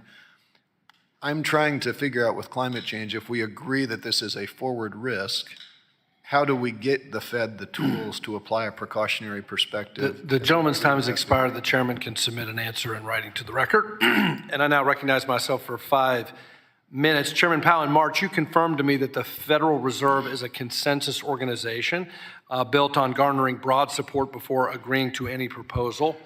And given the breadth and scope of the potential changes to the capital framework that is under review right now, that consensus-driven approach seems to be all the more important. I am concerned that the Vice Chairman for Supervision is seemingly been given far too much latitude to act unilaterally, and especially in light of Section 1107A1 of the Dodd-Frank Act, which provides the Vice Chairman for Supervision authority only to develop recommendations for the board and oversee supervision and regulation. Can you speak to the process that's underway? Is the Vice Chairman acting unilaterally, or is that a wrong characterization? And if so, if it's just a recommendation, can you walk through the steps that the board will take from recommendation to a vote? Sure. So I think what you see is very much the way the statute works, which is the Vice Chair for Supervision has the responsibility, the obligation to develop regulatory proposals for the board that will be considered by the full board. He's, as I mentioned before in another context, he's not the comptroller of the currency. He brings proposals to the board, and the board votes by majority vote to support them or not. And that's how that works. In terms of supervision. Is he including other members of the board currently as he's? So I think all of us have been getting briefings on what's developed, but ultimately the job is to present something to the board for consideration by the board. And how long will that, once he presents his recommendations, how long will there be debate, deliberation, and is that transparent for the public? There will be a meeting, it could be a virtual meeting this summer to vote on these things. In the meantime, there's a lot of conversation going back and forth now, and we're sort of in that process now, but things are still moving around. Our concern, Mr. Chairman, is that it seems right now the vice chairman is writing personalized assessments of bank failures and results of new Fed climate scenario experiments without a whole lot of collaboration with other governors. And so, given that this new scheme could raise capital requirements by as much as 20%, an already well-capitalized banking system, and that the cost of such changes could be $100 billion or more in lost GDP, I am concerned with your testimony that this would only be a virtual vote. Shouldn't this be a more transparent public board meeting and a deliberative process that includes all members of the board? It's really just a question of calendars and when will people be. It's the summer, but that's something we haven't decided what form the meeting would take. Would it be virtual? Well, given that it's a pretty big decision, and that the law requires the full board to make this decision and not one board member to act unilaterally, we would hope that the Fed would hold public meetings on the new proposal. Will you and the Federal Reserve Board commit also, when the proposal is voted on, to also include your economic analysis that would justify whatever capital changes are made in a quantitative form? I don't know that. I'm not sure we will have exactly what you're looking for, but we'll create a public record that supports the proposal, whatever it turns out to be, and the votes will be what they are, and it'll be subject to public comment and analysis, no doubt. Well, in order for the notice and comment period to be meaningful, I think market participants will need to understand on a quantitative basis what the justification is for additional capital requirements, if in fact that's what the proposal is, given the fact that we already have a very well-capitalized system. I don't have much time left, but will you also commit to proposing appropriately tailored regulatory requirements based on the complexity and size of the financial institution? So I will commit to supporting that. I can't commit to what the final product will be or what the vote will be, but as I mentioned at the outset, I do think we benefit hugely from a very diverse banking system, and I wouldn't want to do anything to jeopardize that. Finally, earlier this week, the Wall Street Journal published an article that stated that, unlike your predecessors, you have not focused on fiscal responsibility. Would you like to correct the record regarding that? I would, thank you very much. So it was just an op-ed, but it was factually incorrect. I mean, there are countless times, and you've heard me do this, I've said the same thing that my predecessors have said, which is that the United States federal budget is on an unsustainable path, which means that the debt is growing faster than the economy, and that we're going to need to fix this, and sooner is better than later. Time has expired. Thank you, and the gentleman from New Jersey, Mr. Gottheimer, is now recognized. Thank you, Mr. Chairman. Thank you for being here today, Chairman Powell. I'm particularly concerned that the current regulatory environment disadvantages small and regional banks. Specifically with First Republic's receivership, I'm concerned that the largest banks were given preference in the bidding process, just enabling the larger banks to grow even bigger. My understanding is that certain regional banks were unable to bid on First Republic because of an extensive and time-consuming vetting process put in place by regulators that put them at a disadvantage in the bidding process. Mr. Chairman, are you aware of a regulator-mandated pre-approval process that banks must complete to bid on firms going into receivership? And is there a notification process for informing banks that they can go through this process? Because I'm concerned that some who wanted to bid on First Republic were unable to. So this is entirely something within the jurisdiction of the FDIC. We play an important role here, but when it comes down to selling a closed institution, that's just something the FDIC does according to their own procedures. To my knowledge, there were a bunch of regional banks involved in bidding for First Republic. Do you know if, to your knowledge, if any were said they could not participate, or your understanding was that anybody Honestly, could participate? I'm not aware of any, but I wouldn't be. That really is a question for, that's the heart of what they do. They have the lore, they have the people who have the experience and everything. Thank you. Small and medium banks hold a large portion, as you know, of our country's commercial real estate loans. The Federal Reserve's May financial stability report stated that the higher interest rates may be increasing the risk that commercial borrowers are not able to refinance their loans, and that a correction in property values could lead to losses by banks that hold commercial real estate debt. I'm particularly concerned that such a correction threatens the stability of lenders and thousands of jobs in my district in northern New Jersey. How's the Fed looking at this and helping small, medium, and regional banks manage their portfolios or think about the risks of commercial real estate loans, and what guidance is being provided to banks given that nearly $1.4 trillion in commercial mortgages are set to mature in the next 2 years? So following it very, very closely, and I think you've put your finger on it, this is a problem more for smaller banks, and not for all smaller banks, but it's the banks that have high concentrations. There will be losses, particularly in the office and in some of the mall sectors. And what we can do, there's a supervisory playbook, and so the supervisors are in there, and they're working with the company to help it preserve capital and do the right things to get through what may be a difficult time for some banks that have a high concentration.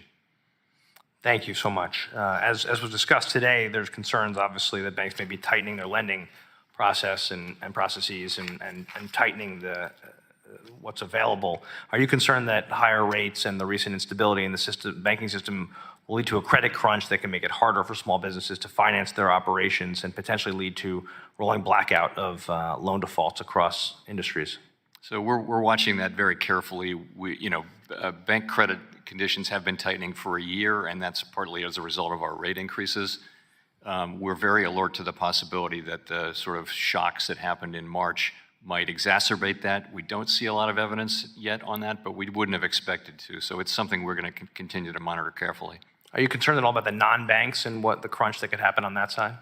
Yes, I mean, the banks are obviously highly regulated and have capital and that kind of thing, and some of the non-bank lenders are in a very different place, and so, but we don't regulate and supervise them, and so it's something we're watching. How do you think we as Congress should be looking at the non-banks? Is there any recommendations?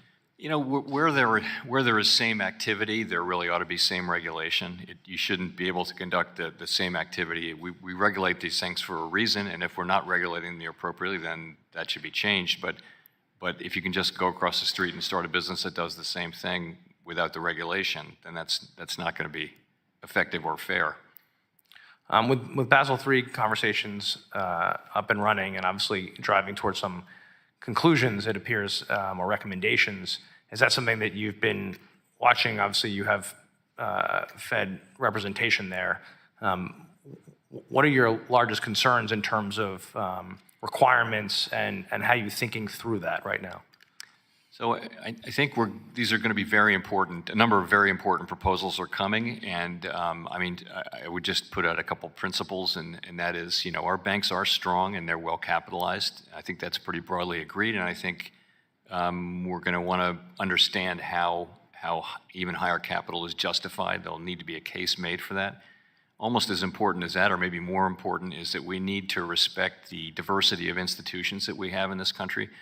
And we benefit from having banks of all different shapes and sizes, and we don't want to push regulation or capital, for that matter, to a place where only the biggest banks have a viable banking model. We're a long way from that. I just think we need to keep that in mind. Or be disadvantaged compared to our foreign banks. Okay, thank you so much. I yield back. Thank you. Thanks. Mr. Chairman, we have two more members here, but unfortunately, you're hard stop at 1. Can we go over just by 5 minutes? Is that okay? Okay. No good deed goes unpunished. So we'll go to Mr. Davidson from Ohio for 5 minutes, and Ms. Garcia from Texas for 5 minutes, and then we'll wrap. Thanks. Thank you, Chairman. Chairman Powell, thank you. Thanks for the extra time so we get all these questions in. And just picking up where my colleague, Mr. Gottheimer, left off, talking about non-banks and banks and kind of the regulatory framework. Recently, you published online the list of master accounts that the Fed has. Are any of those master account holders non-FDIC insured entities? Are any of them? I don't know. Could you get that answer back to us, please? Sure. Okay, thanks.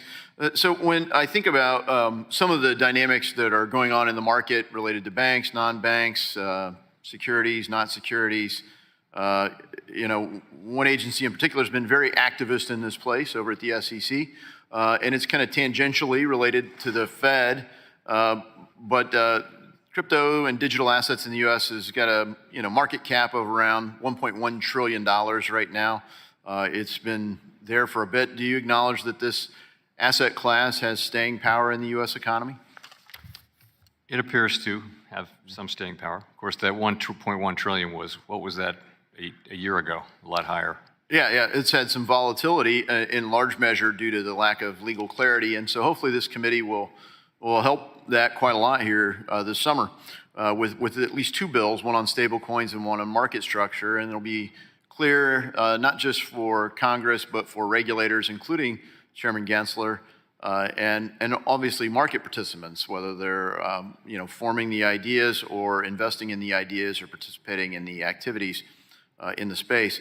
But when I think about participating in activities, one of the core functions that has taken place for a while now is the reverse repo market.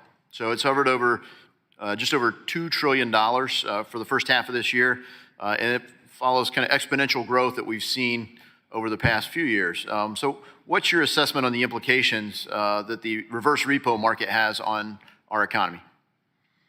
Not much. It's just a place where holds money on the Fed's balance sheet. It's like a mutual fund. I mean, in fact, it's as the Treasury has been issuing bills to refill the Treasury General account, we've actually seen the reverse repo overnight facility declining. So, isn't there some sort of conflict with higher reserve requirements, liquidity, and lending in the market? Or is there any tension there?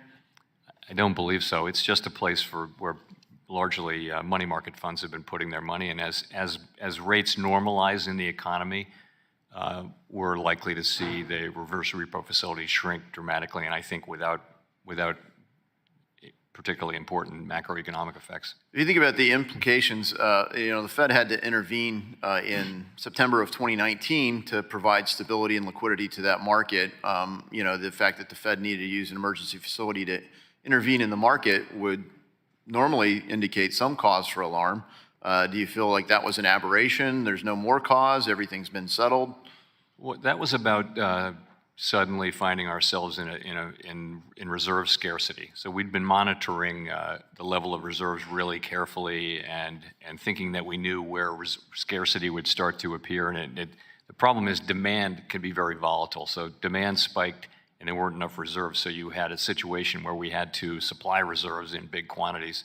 That's not what's going on with the reverse repo facility was at zero for a very long time. And I think it's shrinking now. We don't know how much it will shrink.